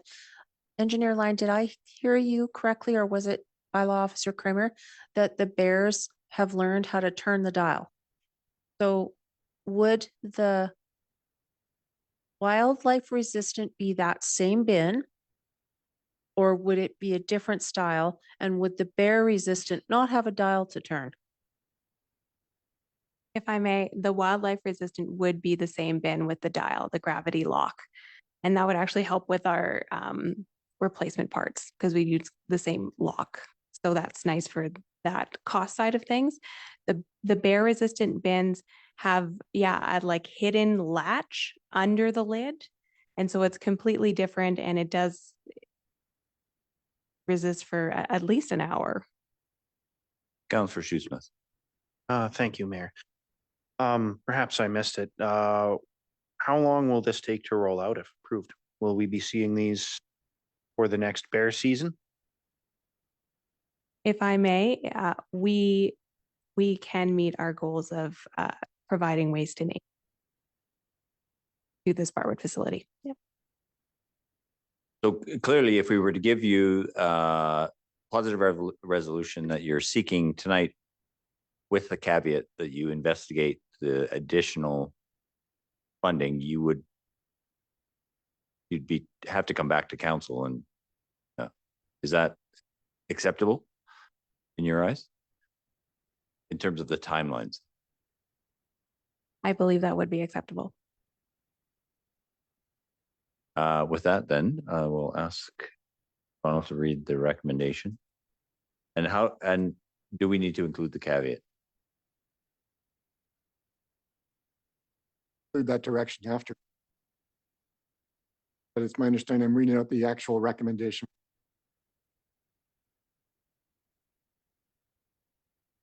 Council approve the purchase of 2,300 rare rig kitchen bins and 2,300 120-liter rare rig animal resistant organics waste bins, the cost of $335,685 to support the curbside organic.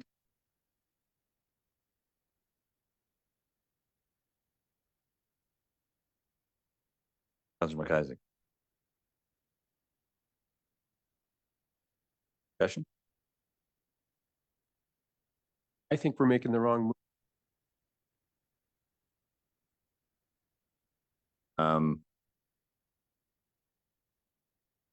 Regardless of whether the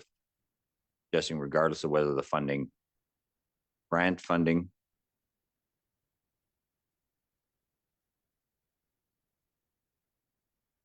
We need, like Councillor Hamilton says, need to be leaders.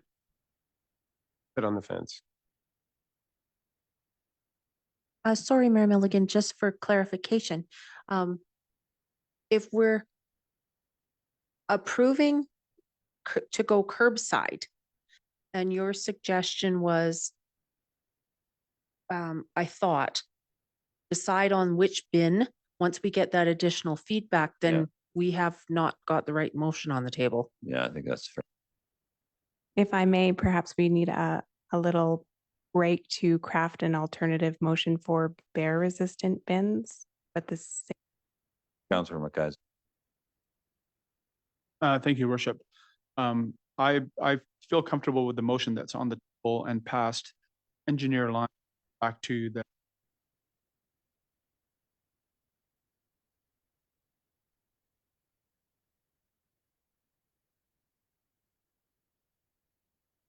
This doesn't satisfy. It doesn't. I recognize that. Yeah, no, fair enough. Understood. So any further discussion, Councillor Shiesman? I find myself being with the devil on my shoulder over here. On this one. Well, not quite, but no, if something is worth doing and if we're going to spend the money, I think it's worth doing right. Half measures have a means of not really meeting any goals. Yes, I don't disagree with that. And as we've gone through this discussion, I'm leaning that way myself in terms of the best outcome for us is the most bear resistant. Councillor Ramirez. Thank you, Your Worship. I'm going to oppose and comes in front of us, and the reason I'm going to oppose is not because I don't think this is a valid problem. This is a very important problem, and I am deeply appreciative of the work that has gone into it. But my point of view here is there's market solutions available. People who are motivated to address this can go purchase a $600 desktop equipment. They can do whatever they want. Just feel like this whole thing is not matured enough for us to be going and sponsoring further. Why I will. So we do have a motion on the table. Could you read it again, Mr. McConnell? Yes, Your Worship. The council approved the purchase of 2,300 rare rig kitchen bins and 2,300 120-liter rare rig animal resistant organics waste bins at a cost of $335,685 to support the curbside organic. Favor? Isaac's in favor. All those opposed?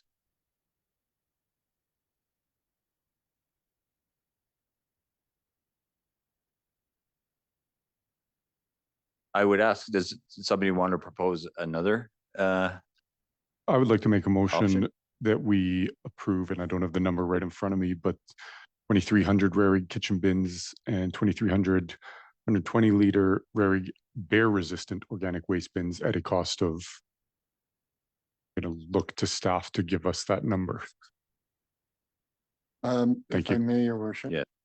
The actual number we have, because that prior number included the kitchen bins. The number would be 643,862. And However, we'd have to minus out the grant contribution.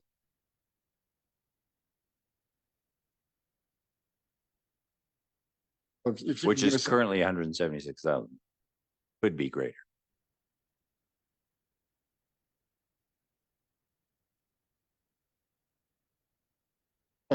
Council, or Mr. Burdett, sorry. Thanks, Mayor Milligan. The figure that Corporate Officer McConnell just said is the amount of the purchase that council's authorizing regardless of the funding source. So I don't think we need to subtract the grant. Okay. Councillor Nixon seconded it. Any further discussion? All in favor? Councillor Hamilton, Councillor Shoesmith, Councillor Roddy Kelly, all those opposed. Councillor Ramadas and Councillor Isaac. Thank you. Very good discussion, and thank. There's a second recommendation there. Oh, yeah, please. Council approved the communication program budget of $15,000 for 2024. By Councillor Roddy Kelly, second by discussion. Yes.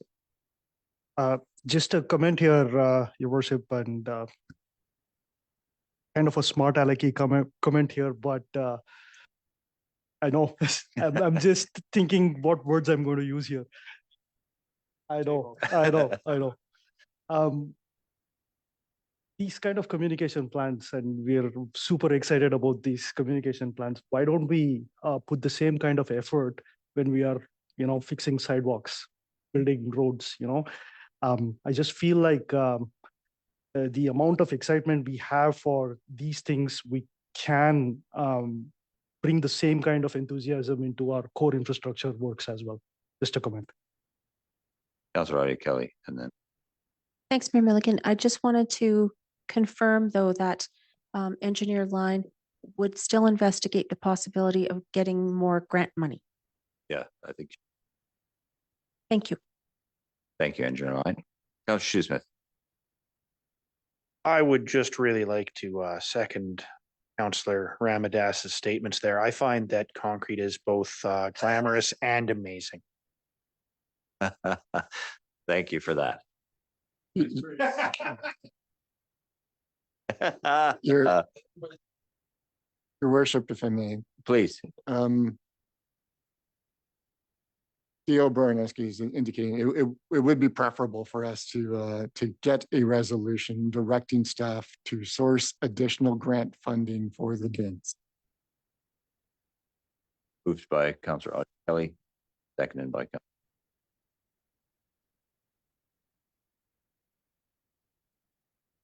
Oh, sorry. Yeah. Oh. Good. Sorry. All those in favor? 15,000. Those opposed? Councillor Ramadas is.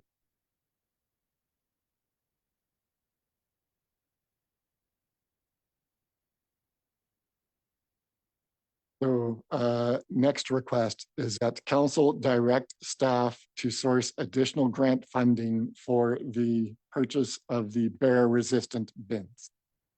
Moved by Councillor Hamilton, seconded by Councillor Roddy Kelly. Any further discussion? All in favor? Any opposed?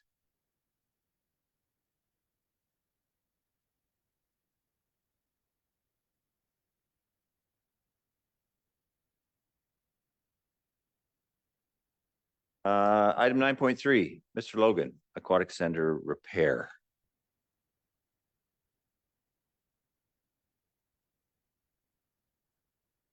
Worship. A couple easy ones for you.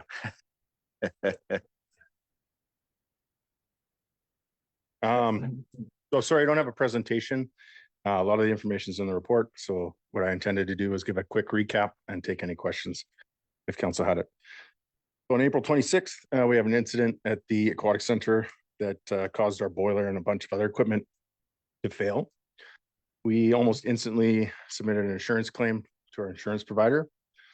The result of that hasn't come in yet. So their advice was to come to council and get some approval for a budget amendment.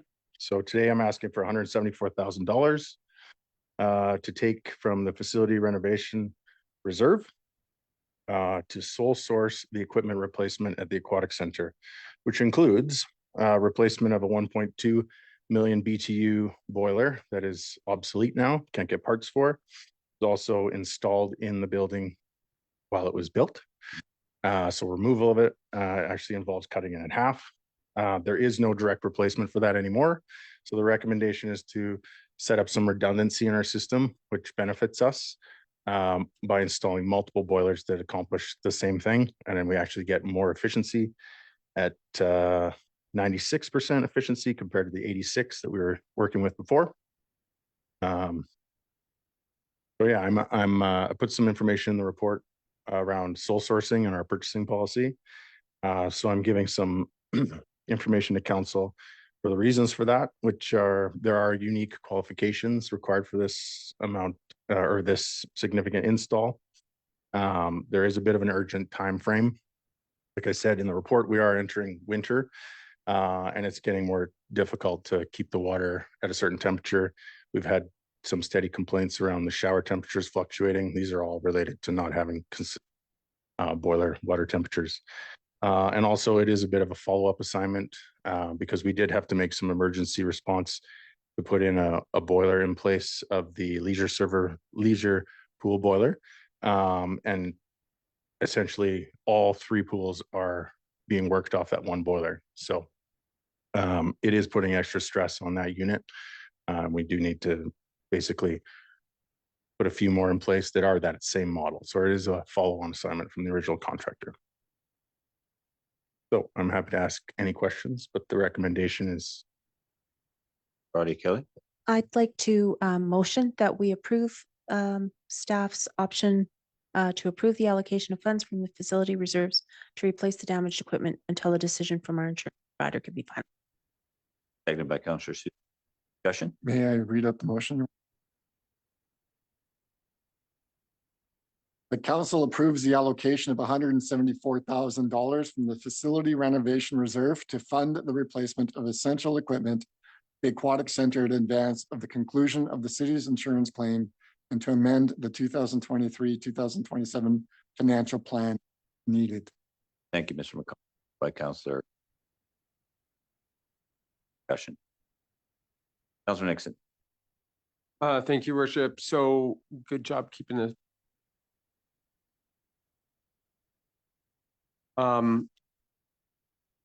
We know, like, is the cause of the flood, because I've been involved in a lot of floods and I hate them. So have we found the cause of the flood, and is that going to be prevented from wrecking this new gang of boilers? Through the chair, yes, there was an investigation done. And of course, what the insurance is investigating is very thorough. We did make changes to the system right away. One of them was including a water sensor in the boiler room. We do have a water sensor that actually alerted us to the problem in the first place. It's in the basement, so the water was dripping to the basement and that sensor caught it. However, if we had one in that room, which we do now, we would have been able to catch it a lot sooner and potentially could have saved some other equipment from getting damaged. Thank you. And I have just a question too. Okay. So the interruptions to program will likely occur while the work is performed to replace the boilers. Will that also be covered by the MIABC, or is it like the losses that we have for those days can that also be covered? Through the chair, I have not investigated whether or not that money can be recovered. I did put a breakdown in the report of what we had submitted in the claim originally.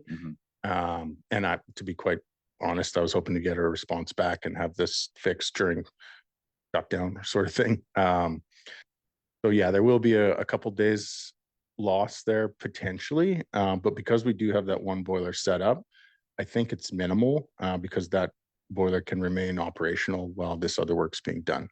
These are readily available. They're There's a bunch of them in BC, so the lead time is as long as one would think. I don't think there's going to be too much disruption. Thank you, Mr. Logan. I just have a couple of quick questions. One is there any risk we won't get the full insurance payout? Are we at risk there?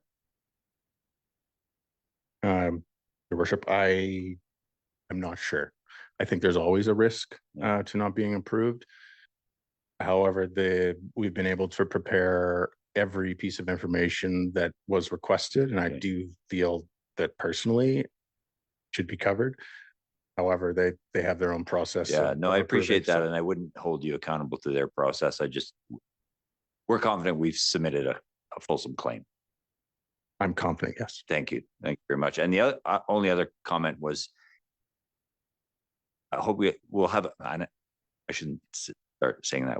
I know you'll have a good safe work plan for the removal of that built-in boiler, the pressure vessel, and the rest of it will get it out of there safely.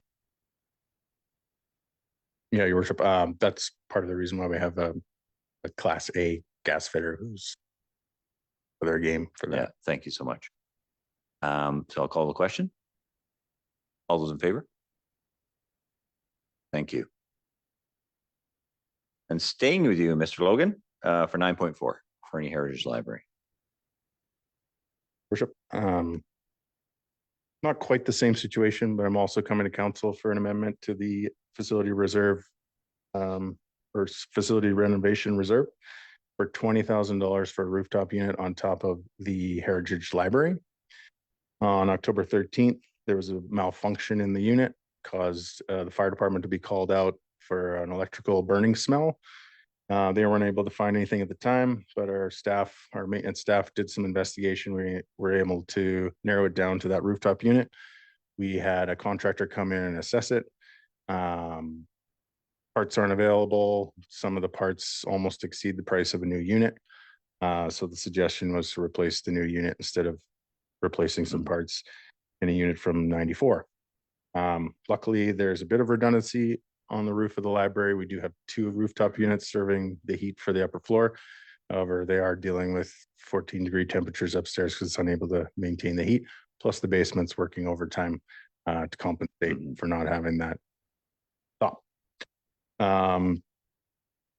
So this does fit into the purchasing policy for an RFQ, and we have prepared an invitational tender ready to go to some select contractors. So we are ready to deliver on this if council budget amendment. Questions for Ms. I handed to staff for finding that. Sounded like a bit of an investigation to find burning smell. We'll move the recommendation. Yes, thank you. That council approves the allocation of $20,000 from facility renovation reserve to fund the replacement of essential equipment at the library and to amend the 2023-2027 financial plan as needed. Moved by Councillor Hammond, seconded by Councillor Audio. Discussion. All those in favor? Thank you, Mr. Logan. And the library does double as a daytime warming center, so keep. Great idea. So item 9.5. Winter shuttle agreement. Yale, Mr. Barr.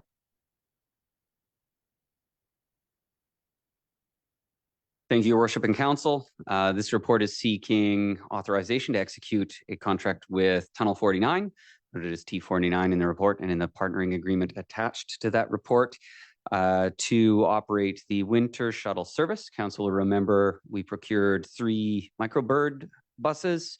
They've been wrapped. They were operated by RCR for the winter shuttle service last year for their inaugural season. And then Tunnel 49 worked collaboratively with Tourism Fernie to operate a pilot summer shuttle service this summer. It ran for a condensed period of time, only 36 days of operation, had positive but limited feedback. There are some good learnings from their operations of the shuttle over that period. and they have continued to work with Tourism Fernie and the city to scope out what a winter shuttle service would look like with them as operators rather than Resorts of the Canadian Rockies. However, RCR are engaged as stakeholders and participating actively in this collaborative project.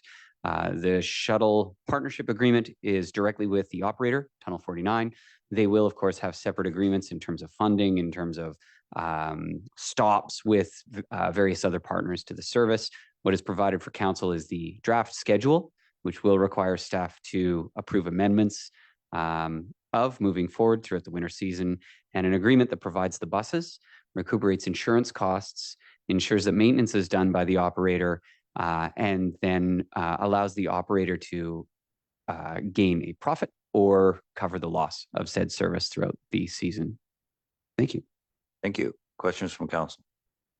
Councilor Nixon. Thank you, Worship. Sorry for talking so much, but that's what I'm going to do now. I do We love welcome this it. service. I think it's just great. But I'm just curious if we've received any sort of report from last summer, because it says that there is one in agenda package, but I wasn't able to find it.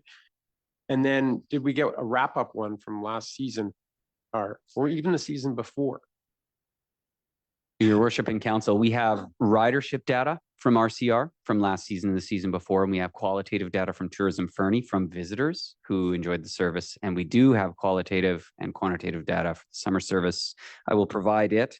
I will say it was only lightly used over the summer as a brand new pilot. There were 248 riders, unique riders, although some riders rode more often than others. Over the 36 days of operation, written feedback was positive. The most popular stops were, of course, areas such as the RV resort and hotels, as well as downtown Fernie and the resort. Other questions?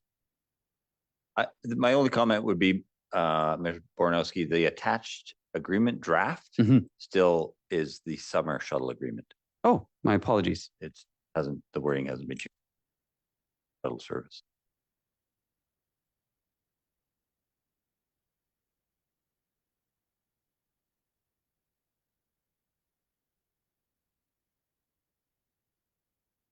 Sorry. No.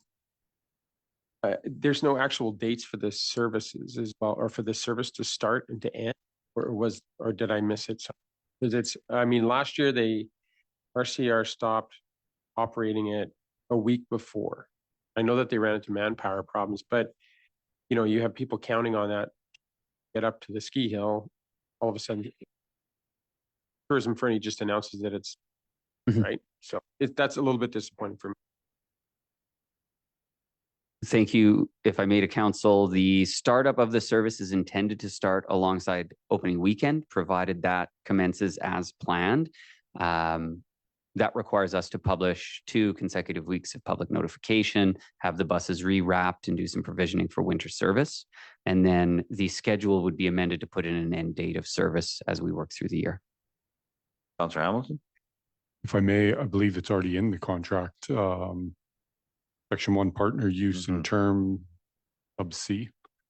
Buses shall be made available by the city to T49 from the earliest possible date related to the execution of this agreement through April 30th. Yeah. 2024. If I may, Your Worship, yeah, please. I'm not confident that they would operate right to that very end of the season. That's something that we would have to review with Tunnel 49. They would be available until then, and we would manage the schedule and the service with them actively. Any other questions? The resolution, please. Certainly. That council approve the partnering agreement with Tunnel 49 Adventures, Inc. for the provision of a winter shuttle service for the 2023-2024 winter season, and that the mayor and corporate officer be authorized to execute the agreement once the public notification requirements have been met. Mover, Councilor Hamilton, seconded by Councilor Nixon. Further discussion? All in favor? Thank you. I want to check in with our youth counselor. Are you all right there? Okay. Getting late. Cool night. Thank you. This moves us to item 9.6, a report from our corporate officer. McConnell. Your worship, I believe you have a motion to request. Sorry? Should be in your agenda package. You have a motion to request to move into a committee of the whole. Yeah, sorry. So I'll read the motion. I'll ask for a mover or seconder that council enter into committee of the whole to discuss the council bylaw. Seconded by Councillor McIsaac. Discussion, favor? So moved. Thank you, your worship. And thank you, council, for entertaining me as a committee of the whole this evening. My original plan was to present this at an earlier committee of the whole.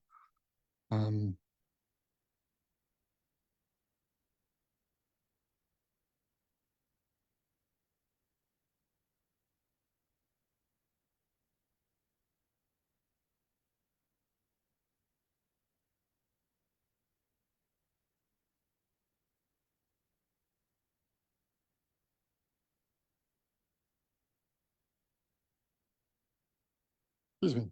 I close the row.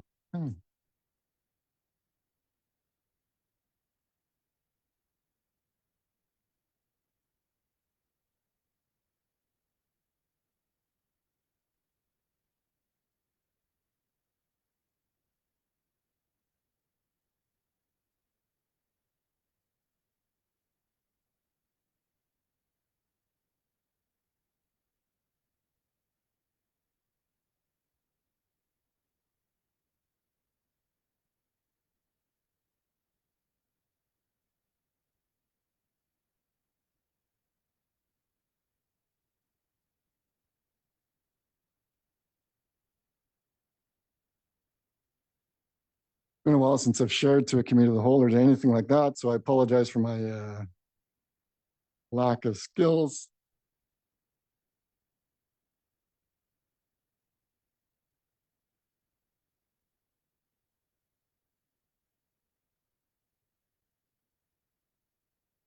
Thank you. Yes, sorry, Mr.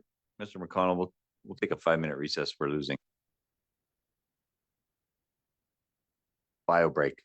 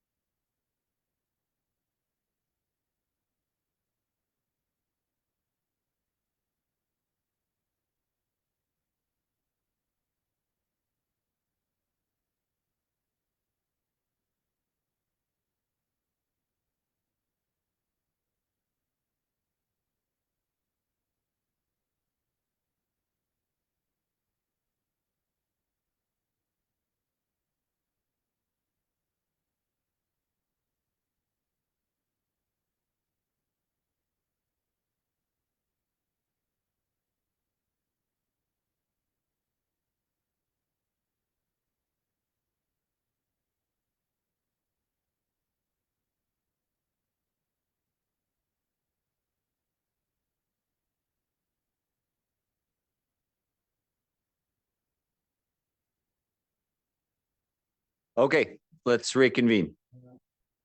Thank you, Ms. Chow. Mr. McConnell. Thank you, Your Worship. And yeah, thank you. So I'm here for the council procedure bylaw. We're in committee of the whole because primarily I'm not looking for specific resolution on this. It's just to workshop a bit the council procedure bylaw amendments that were proposed. Thank you again for allowing me to do this tonight. I had some personal matters I attended to during the committee of the whole. I intended to bring it to you. So just a bit of background. It was adopted November 22, 2021. It's been amended twice since the adoption. This is the third one. Annual review is recommended. Timeline for this bylaw will be November 28th. We'll bring it back for readings at regular council. We do have a public notice requirement, which is a public notice to talk about the general amendments, and those public notice requirements can be met, provided the first three readings are made. And then we would bring it back for adoption at the regular council meeting in December, and it would apply to the following meeting starting in January. So the recommended amendments that I've got with you this evening are some light housekeeping matters. Council meeting time change recommendation after tonight might be considered reconsidered. Notice of motion policy and process recommendation, and then a committee of the whole recommendation as well. Please note that these are just for discussion. It's your bylaw, it's your process. We are certainly prepared to accept any recommendations coming out of council. Housekeeping ones, and just as I go through them, if there's anybody who has any objection or concern that they'd like to bring up the time, because as I go through them, I'll just assume that they're fine. Section 3.11 is to amend the council location to address this space where we actually do meet. So I figure that one's a no-brainer. Oh, Councilor McIsaac.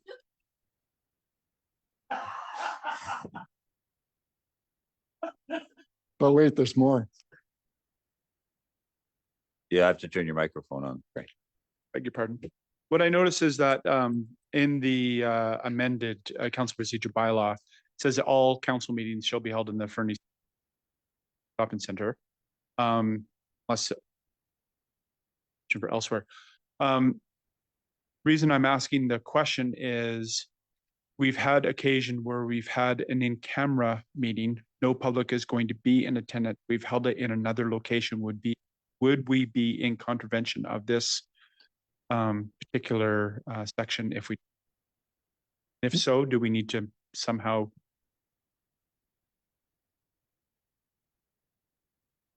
In that case, as you're describing, it was a special meeting of council that was held, and we would, if we were to do so, we could do it by resolution to locate it somewhere else, or I could make an amendment suggested. However,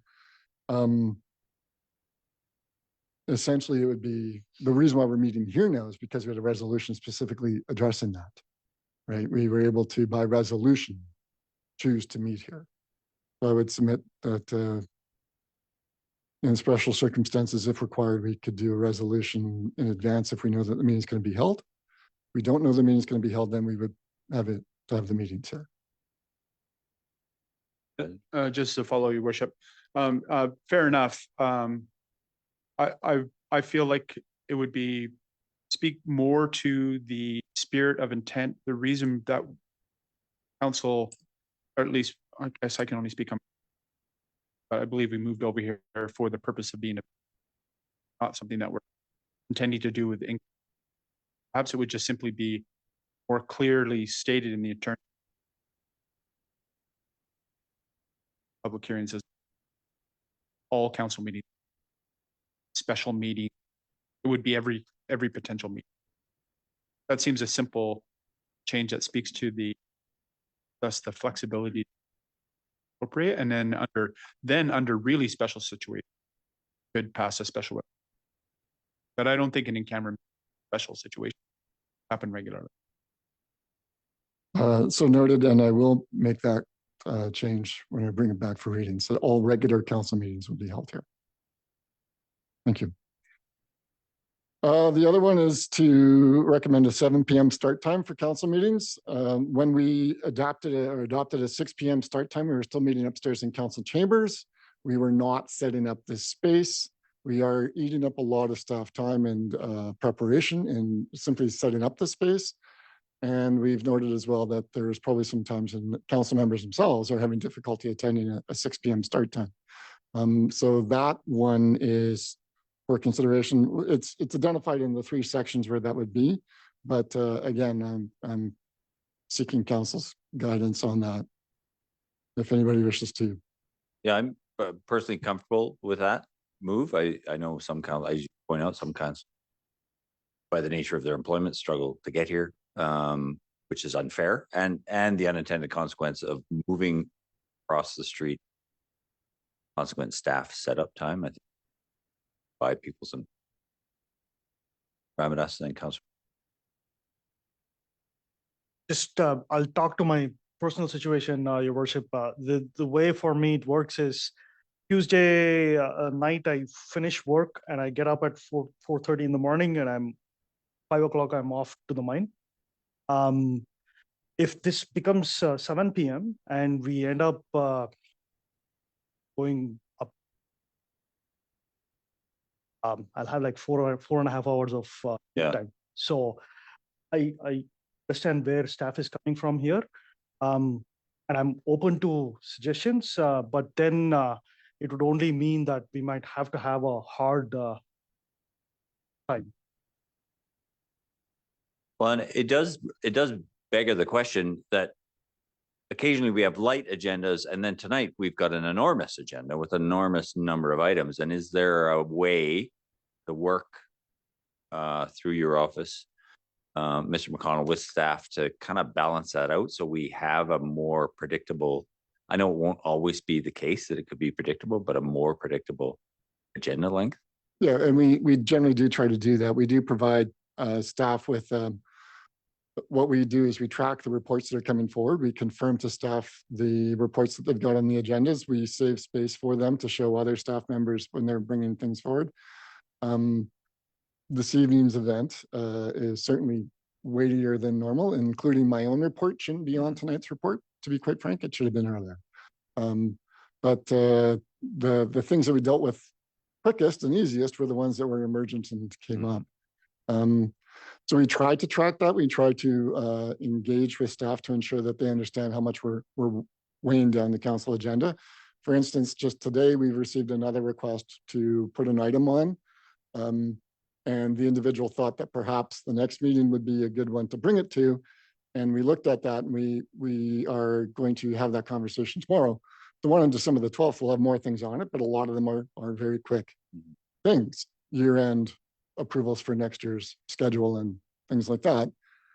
The one on the 28th has some fairly heavy lifting on it. It might be in 3 or 4 reports, but it's heavy lifting. We try to balance that. We're not always going to achieve that. I was just going to reiterate what you. Councilor guys. Thank you, Worship. Since we're in committee of the whole, I'm going to take some liberty of doing a little bit of blue sky idea stuff. Later on in the report, one of the recommendations is about potentially combine committee of the whole work inside our regular meeting, but I guess not as is happening. But like this, yeah. What the advantage of that would be, of course, we'd have a bunch of stuff would be happening together, and it would meetings through. What I'm wondering is, in thinking about that and Councillor Ramadas's challenge, and he's not the only one that's advising. What if we created for ourselves the opportunity over for that Tuesday, or even to the first Tuesday, the fourth Tuesday? So, for example, we get a very weighty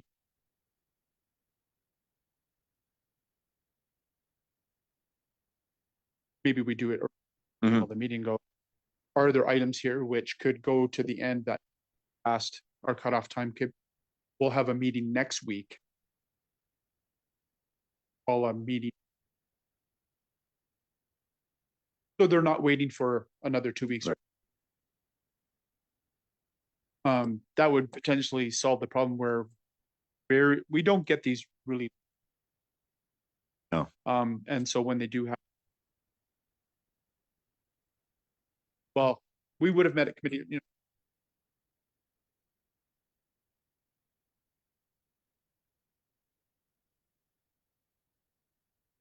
know. Just something for. Councillor Audie Kelly. I have to express concern. Actually, 80 thing, but you know, we platforms of several of us accessible, available, visible. Reducing meetings seems to me like counter to that. Had like a schedule this year, and but if we have these cost savings too, longer instead of more often time, staff costs are going to. I just feel like I feel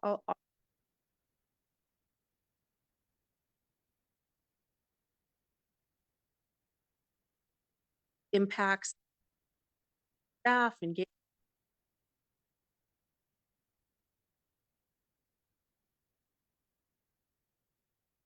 I'm a little bit dropping a meeting. If I may, Your Worship, to that Yeah. specific point, I have slides to that point later on and can address that at that time as well. Sure. And I appreciate those sentiments quite a lot. Yeah, we certainly have a fulsome conversation about that, but thank you for your. Primarily, this is a 7 o'clock start time point. So is there anybody who's like suggesting that we shouldn't have a 7 o'clock start time and should maintain it at 6? I think that was Councillor Ramadas's. If I'm not mistaken. Thank you, Your Worship. 6 would be most preferable for me. Okay. 7 would make it really hard for me to manage my time schedule. Sure. Yeah. Use Councillor Annis and then. Would it be possible to start the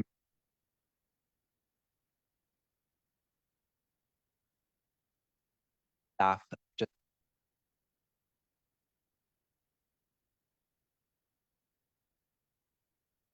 Split the difference as it. Getting this young man here. Councillor Shoesmith. Yeah, I was just going to echo Councillor Das's concern. Obviously, as a guy that kind of ran out of time today, got work short 2 hours, through to come. It cuts both sides of that. But I would say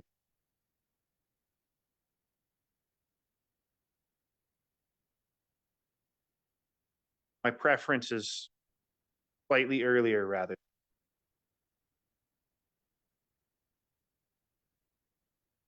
Yeah, I just put it to Mr. McConnell because we're in committee of the whole. If that's worth investigating, discussing with staff in terms of their individual challenges.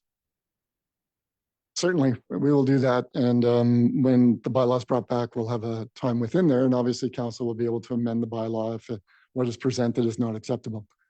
Yeah. Thank you. All right, so thank you for that. The next items, these are again more housekeeping ones. This is all around the specified place. When I was reviewing the bylaw and I was reading the notice requirements and having a specified place, there could be some confusion, potentially somebody suggesting that we would, even though we have this space and the capacity for the public to attend, that we would still also have to have the specified place. And this is clearly identifying that no, we will not have that room open for participation unless the council is meeting by electronic means only, where we're back into the same situation as we were, or in chambers, or it's a fully Zoom meeting, then we would have to provide that space. I appreciate that. And I also reflect on Councillor McIsaac saying at one point, he can't wait till we can do away with the special. Thank you. Thank you. And then again, section 3.2.9, or sorry, just confirming the notice requirement that would go out when we have a meeting like that alone. So I'm going to get next into the next meaty one, which is here I am. Oh, sorry, it's still, I apologize. It's still relatively housekeeping. This is, our current bylaw identifies that we would have an agenda item called internal reports. We don't have that. We don't use that. And it's, so it's simply something left over from the precedent that we took it from. And we didn't notice it until this fall. And then adding in an action that we do regularly, which is receive as information. Reports that are received as information are just, we don't have that capacity within our bylaws, so we're saying that we will add that. Correspondence, specifically updating it to confirm that when correspondence goes to, like whenever correspondence comes in, we will copy it out to council. And then council can ask for it to be added to the agenda. This is always going to be subject to 3.9 of the bylaw. If you recall, 3.9 clearly identifies what kinds of correspondence are not added to an agenda and where they do go to. So items that are primarily of an operational nature, those would not be added. But until this part is done, there was no indication that council could direct or ask for correspondence to go on agenda. And then 3.6.10, you all have laptops in front of you, but right now you're not allowed to have them. So updating that. Yeah, and in that, Mr. McConnell, I wonder if, I don't know, because we not only use our laptops for have the agenda and materials in front of us, but it also provides visibility. Those who are attending chronically, they can faces that we're here. That there should be some language that captures that because it's not strictly for correct meeting agenda meeting or meeting participation.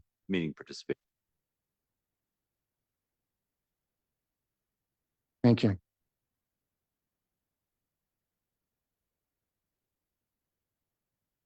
And any other comments here on those? Councilor Amadas? Thanks, Your Worship. Mr. McConnell, is there any slide on public participation bylaw? No, I'm not making any recommendations towards an amendment there. So if council is seeking an amendment to that, it'll have to come from meeting from council. Councilor Amadas. Sorry, Your Worship. I'm just again, like Councilor McIsaac, just blue skying here. Honestly, I'm not a very big fan of being very constricted on the first 3 minutes. It's 15 minutes, 3 minutes per exactly presenter. I'm okay with the time limit, but being very restrictive with regards to them speaking about only agenda items is something that I'm not a big fan of. And I just wanted to see what the opinion around it. Councilor Shoesmith. Thank you, Mayor Miller. I agree with Harshan, Councilor Ramada.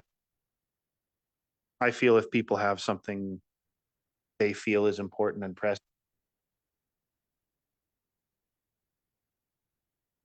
Kelly? Yeah, I support us as well. Councilor Ennis. May I ask what is the purpose of not necessarily allowing, sorry, making any public participation strictly related to the agenda? Mr. McConnell, do you want to take that one? Certainly. You all have heard I'm not a fan of the public participation period. I do not feel it is a form of governance. You're an order of government. When you're meeting as council, you're meeting as similarly as to the legislature and or to parliament. Those bodies don't have a public participation period, don't invite the public to come and speak to them. There's very clear rules around that. You have other forms of public engagement available to you, and you use them all the time, quite regularly and quite well, I must say, because this particular group is very engaged. Public participation in the council agenda is not a governance model as recommended. And outside of the province of BC, I don't know where it's used, to be quite frank. So there's my opinion towards what would be an appropriate thing to do. Council chose to maintain it after being advised of that by, I'm sure, my predecessors as well. But in doing so, they chose to limit it to items on the council agenda. This is your work. This is what you're working to do. If an individual wants to engage with you, they have that opportunity on their subjects and they can advance that. Providing a individual the opportunity to platform their concerns in a formal council meeting provides an opportunity for complaints to rise, but not necessarily to be resolved, to be quite frank. I mean, you're not going to action anything from a complaint in that form. And if you do, you're probably going to find that staff are going to need a whole bunch of time to deal with that action and to deal with that. It's best to maintain that within your own agendas. What you have set as strategic priorities, which is coming back, which is one of the things that's going to be heavy on the 28th potentially. So truly providing the platform is outside of usual process or required process. And I can advise that Ontario Court of Appeal recently confirmed, because a lawyer took a community to court, to say that that level of engagement is not protected charter right or charter position. This is your meeting. You can choose to direct it as you wish. That is not part of actioning your work at a council meeting. Thank you, Mr. McConnell. Councillor Schussman. That definitely totally see how people absolutely misuse.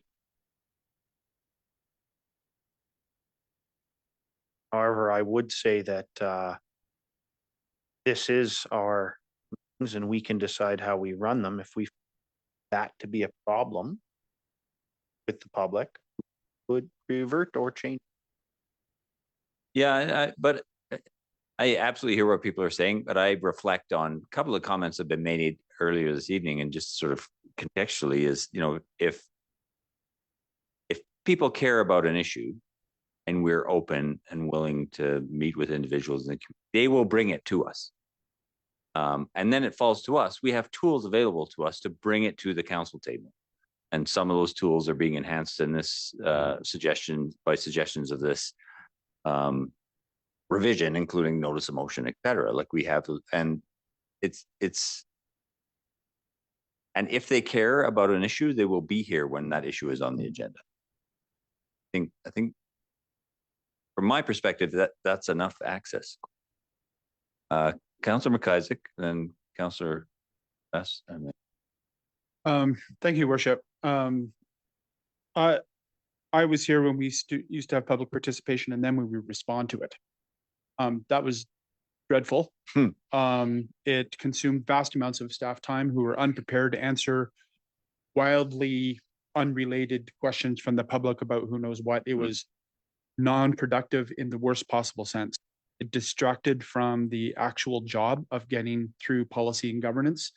And changes were made to try to limit it to at least the subject matter on which we were actually going to discuss and which staff were prepared to respond to. And in fact, I can think of over 8 or 9 years of sitting here, I don't think I can think of twice when an important matter was brought to council, action taken on from something that was brought up during the public. I can think of a lot of actions that were brought up because someone sent us a letter, or someone stopped us on the street, or someone engaged us in all the other usual factors.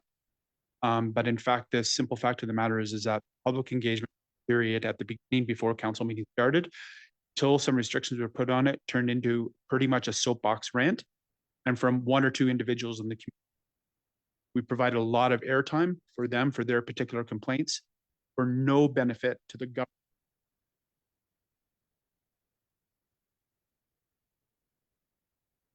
Thanks, Your Worship. While governance is important, this is also people's chamber. We're here serving citizens, and we should provide that opportunity. And from my own experience, also kind of disagree a little bit in not a lot of people understand procedure bylaws. Sometimes are in a bubble. When the tools and they will come here speak to it. But my experience has been that folks sometimes do not understand the agenda or not. In fact, they don't even know where the agenda is. They don't even know like available. So I just feel like to Councillor Shoesmith's point, that one of those things that are reversed. We begin to see a lot of noise. You can totally go back and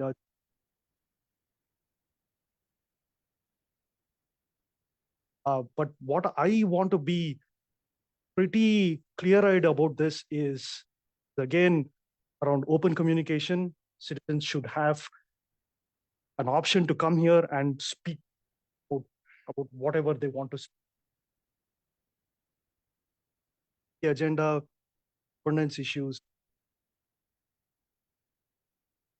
I want to take a very legalistic way. Then we serve them. Councillor Annis. I fully agree with Councillor Ramit. I believe that if we limit what members of the public can talk to, that will limit the amount that come in, which will limit the age range of people who come in.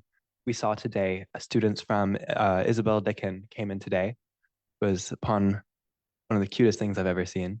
And I'm sure you guys can all relate. And something like that is what sparks interest in municipalities. And I think that needs to remain in Fernie. To resolve the issue of giving a crowd a microphone and all that will come about is complaints, I believe we could allocate possibly a minute to not related to the agenda, or perhaps to come up with some kind of realistic solution to the concerns that they have. Thank you. Any other comments?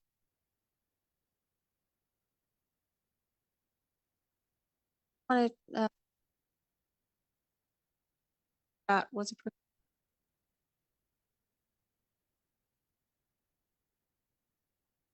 So great conversation, but I'm not sure I've got direction with No. respect to the public participation period, to be quite honest. I think if council is directing a change there, I would suggest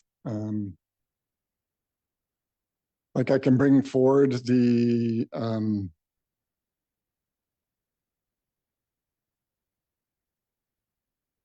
amending bylaw I've got, and the direction I've got around that is to address the matters I've got forward. If council wants to provide that direction specifically to public participation period, I would suggest that I would want a resolution directing that tonight. So we could maybe deal with that at the end of the. Councillor Hamilton. Thank you. My perspective on this is we had the open period and these changes were made for very specific reasons. Having sat in this chair now for 5 years, attended a number of governance conferences, UBCM, AKBLG, LGLA, all of these conferences where we are taught how to be better governors and how to conduct ourselves and our communities in a more efficient and better governance model. Not once in any of those periods has anybody ever recommended that we open it up, public participation, to anything. We just received strong advice from essentially our on-staff lawyer, our corporate officer, to limit that. We are moving to having an open house town hall. Town hall. That is an opportunity where we have no agenda. We are opening it up for the community to come and voice any of their concerns. I think strongly from a governance perspective, keeping our agenda as it is important. Thank you. Councillor Nixon. Thank you, Worship. So yeah, we were here many years ago and several individuals would come and just berate us for 3 minutes straight, not reply to anything, which is a good thing. And it just brought in negative feelings into the council chamber because everybody's going, well, that person's doing the job properly. They're mowing their lawn and at the cemetery or whatever. Like it was just the benign stuff that was brought to council that was not on the agenda was ridiculous. And you'd be like, sowing seeds of doubt in your staff, horrible. I like the way it is now, but I'd even be happier with it gone. Councillor Ramirez. Your Worship, I respectfully disagree with that. Like, who are we to decide whether a topic is benign or not? Up to the citizens. Like, if that's something that really concerns them, they will bring it to the table here, and we shouldn't be saying whether it's a ridiculous argument or a benign argument. This is the people's chamber, and additionally, I know the town hall is coming up, and that's an open mic sort of a engagement. I appreciate that, and I'm looking forward to that. But it's not an either or question. I think we should have open communication everywhere, be it at the council of the whole council meeting or at the town hall. Councillor Ram. Thank you. I agree with Councillor Ramadas's comment about it isn't up to us to agree or decide whether the validity of any one citizen's comments or concerns. My real concern for us as a governance body is when someone approaches us with a problem at a public participation period where we have no authority, no obligation, no ability to act on it in that moment. They walk away feeling completely unfulfilled. We can't respond. We can just simply say, thank you, your issue has been heard. There are plenty of other ways for them to communicate with us, as has already been articulated. They can send us a letter, they can stop us on the street. And from that process, we can begin the chain reaction to action, a response, or get a response. But in the public participation period, we sit here essentially sitting on our hands. So opening up the public participation period to items that are not on the agenda, I fear is going to actually harm the public's perception of us as a council, as a group, and of our effectiveness of being able to action their concerns. Thank you. Mr. McConnell, then in terms of this conversation, can't make a resolution in you can direct me with respect to it. Yeah. You can certainly make a direction with regard to amending the public participation period.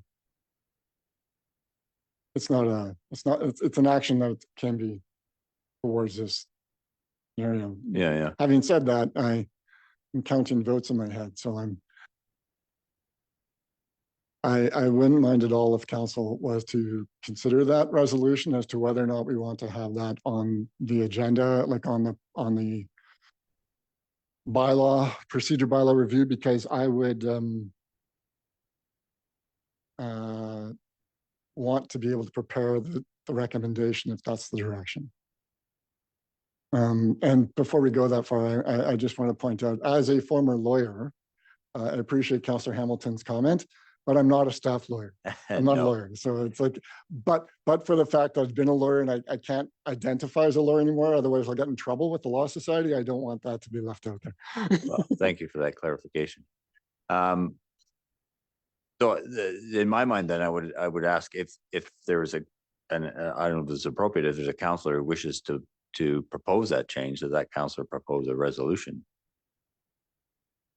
So a resolution to amend public participation period to not require items to be on the agenda. Looking around the room.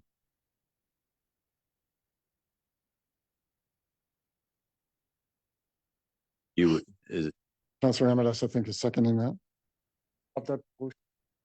who moved it? Sorry. I think Councillor Ramadas was moving his Okay. hand so to you- identify he was moving it. Okay.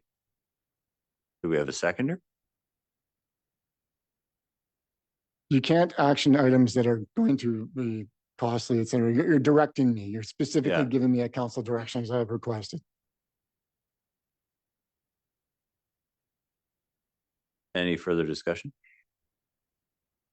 All in favor? Opposed? Thank you. Having said that, obviously that motion can still be made at the time the readings are made in case there's a change. Yeah, and on that point, I very much would encourage members of our community to continue to come to their counselors and voice their concerns and issues so that they can be raised at the council table outside of that, what is clearly seen as a restrictive process by some, and encourage everyone to bring their concerns down hall. So the next item is notice of motion, which we've kind of fumbled through a couple times this year. So we are stealing from Nano and are recommending both an update to the process in the bylaw and a council policy with respect to it.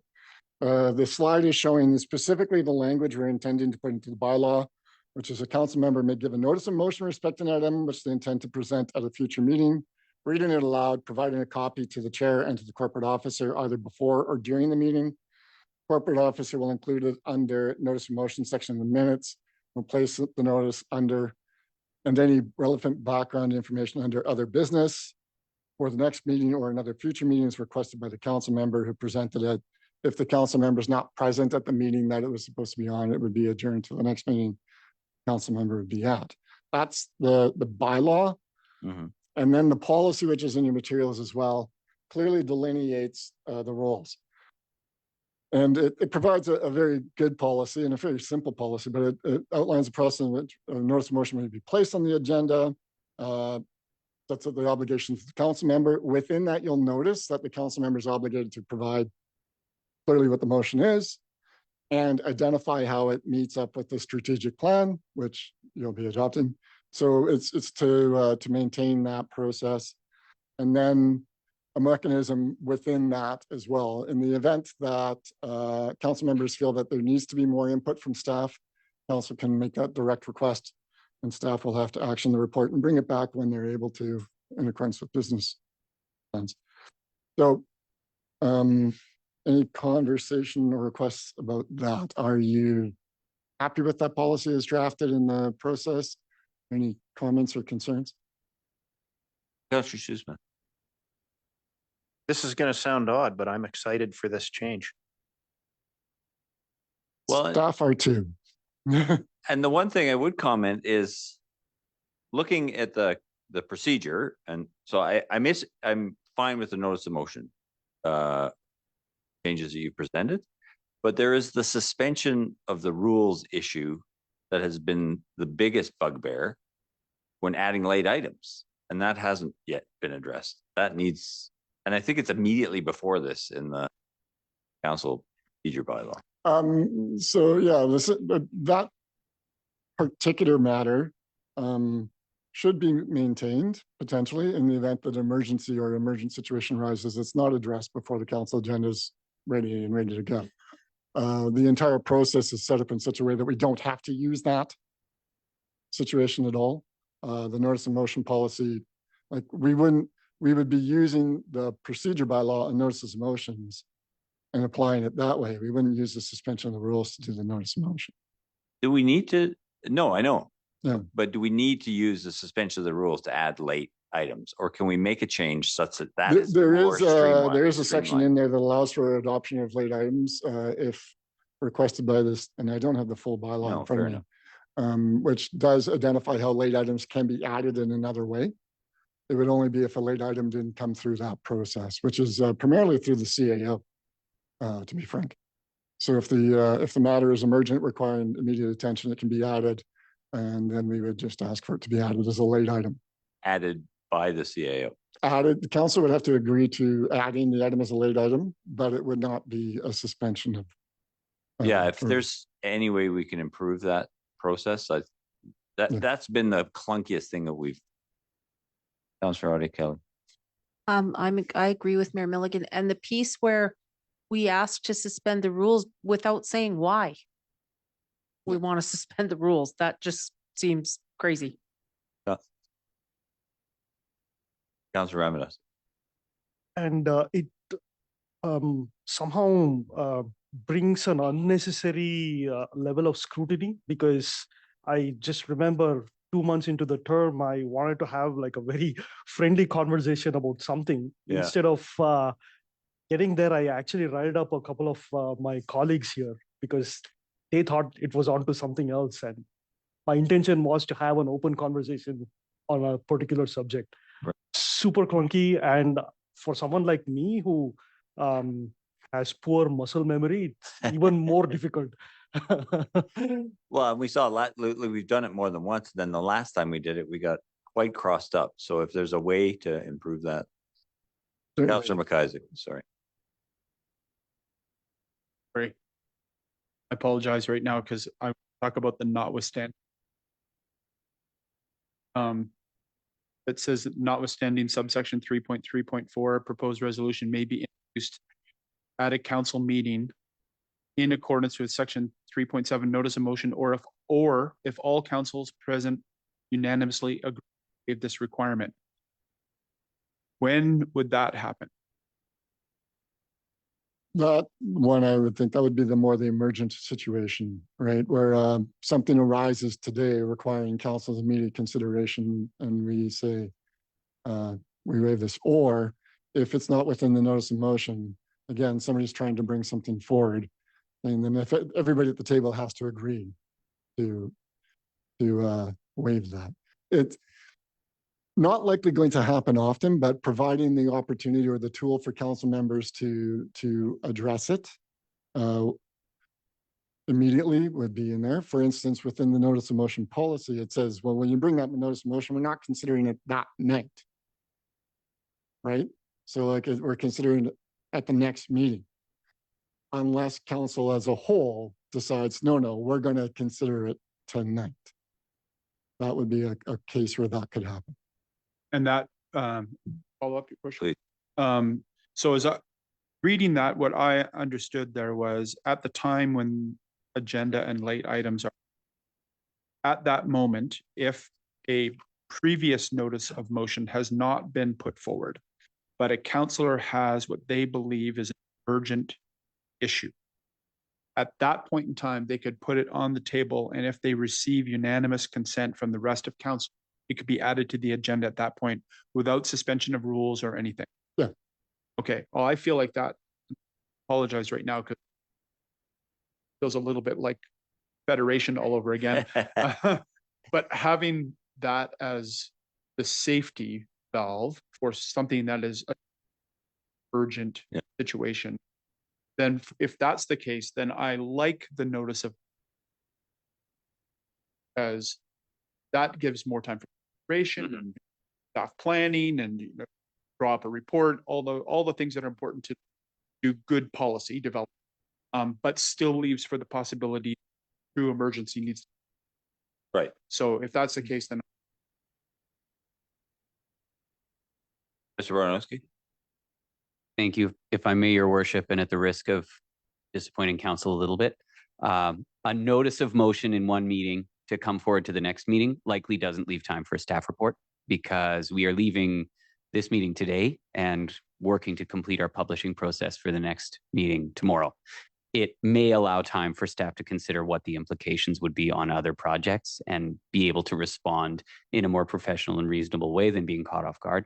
But it likely, unless it's more than one meeting out in the future, will not allow time for a report to be drafted by a manager, reviewed by their peers, run through the publishing process. The To be clear, though, the notice of motion process itself, it's an motion on for consideration. It comes back to the next meeting. There is no staff report generated by that. The policy process itself does not require one. It doesn't go to staff unless and until it's either passed as a motion or it's directed to staff for a report.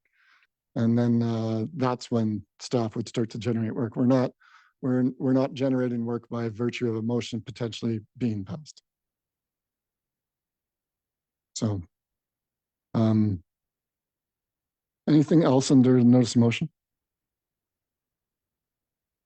If not, then the policy itself will come back to the council meeting at the time of adoption and committee of the wholes. And I already heard some comments around this. Let me just say we're not necessarily, it's not like we're wed to this. This is your meetings. You guys can schedule them as you wish. We had recommended potentially putting committee of the whole on the same nights. Obviously, a night like tonight makes that really, really difficult to consider because it's overburdened. However, things to consider on this, and as I speak to this matter, I want to confirm scheduling of committee of the whole meetings is not done through the procedure bylaw. Council can choose to schedule committee of the whole meetings in accordance with our previous custom, right? So right now it is second and fourth Tuesdays are council meetings, and that's set out. Well, no, it's not actually set out that way. It's set up in such a way that we start at 7 o'clock, but we set it out according to schedule. We have to schedule them. Committee of the whole meetings, we schedule those as well for the third Tuesday. We can continue to do so. We're just simply recommending that there's an opportunity or possibility to essentially make our jobs more, I don't have the best word in front of me because I know I'm not necessarily going to receive support for this. Here's I'm going to recommend that we move forward on it because I anticipate that this conversation could be reviewed again after we've done this. I would recommend to council that we maintain the procedure bylaw amendments we're talking about, which is adding committee of the whole as a regular council meeting agenda item. But that doesn't mean that's the only time we're going to hold committee of the whole. Council would add that section to it so you can have committee of the whole style conversations if there's a matter that needs to come forward and staff are needing it dealt with. We would bring it to that committee of the whole to a regular meeting, but put it into the committee of the whole agenda.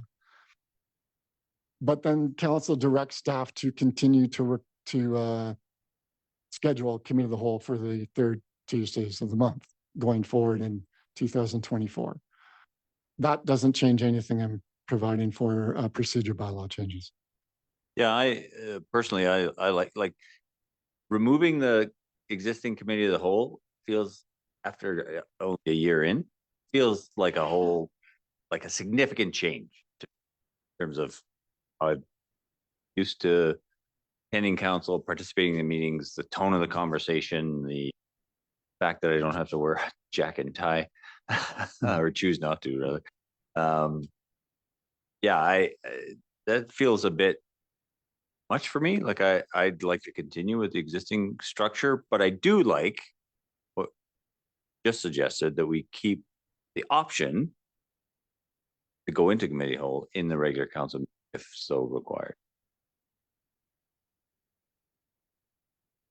That's precisely what I was going to say. Is I'm a little bit hesitant to remove the committee of the whole meeting, given the variability of some of our agendas, and trying to pack in a committee of the whole meeting when we already have a fairly heavy agenda seems a little bit onerous. But putting that option into regular meetings to have committee of the whole, and then if we don't have, or if we're able to get through enough business through those regular meetings that we don't require the committee of the whole, then we can always cancel it. But we're easing into a slightly different way of doing things potentially that might be more efficient. Yeah, and we already have subheads in our agendas that we just over. Councillor Audie Killian. Yeah, thank you, Mayor Milligan. I just want to reiterate my objection to removing committee of the whole altogether. I think scheduling it, I just think it limits us in interacting with each other. It limits the public's ability to see us, engage with us. Like I do understand that it may be difficult for staff, but committee of the whole's been happening in Fernie for how long? And at times we did not have the staff complement we do now. I realize we're coming across the street, but I understand that you're gaining efficiencies there.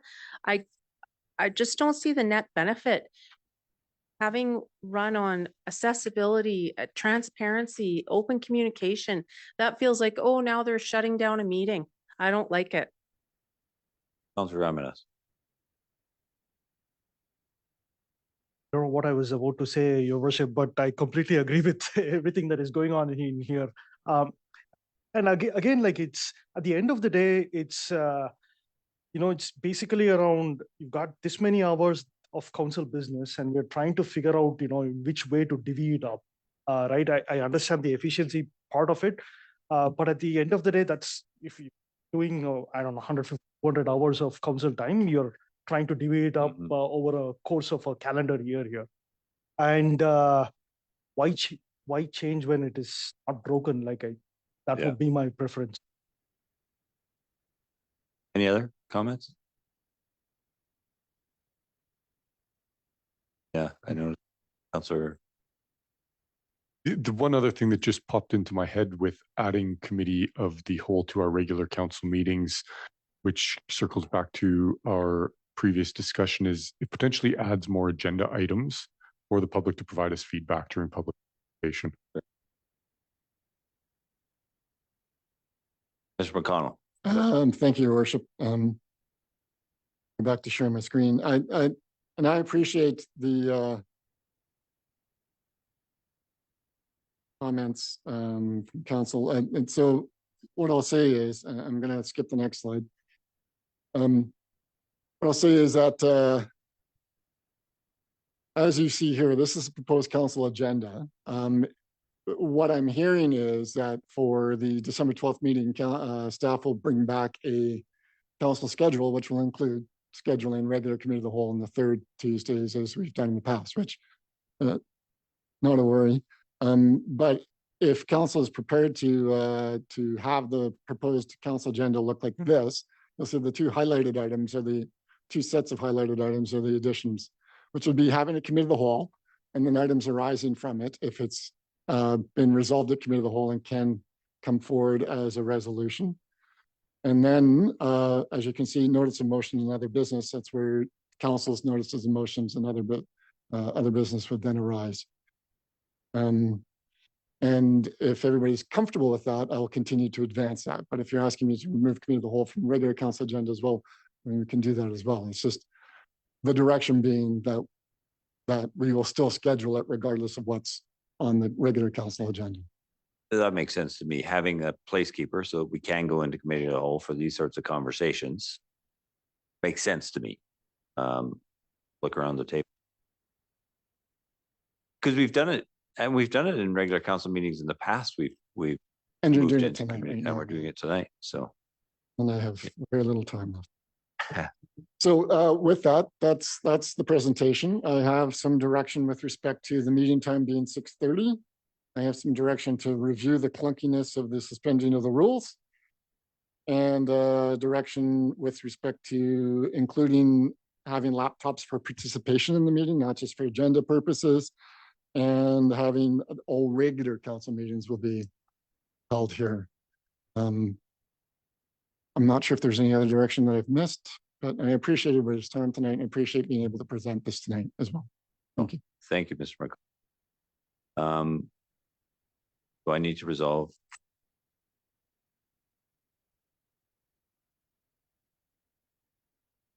Moved by Councillor Hamilton, seconded by Councillor Hess. All in favor? So risen. Item 10.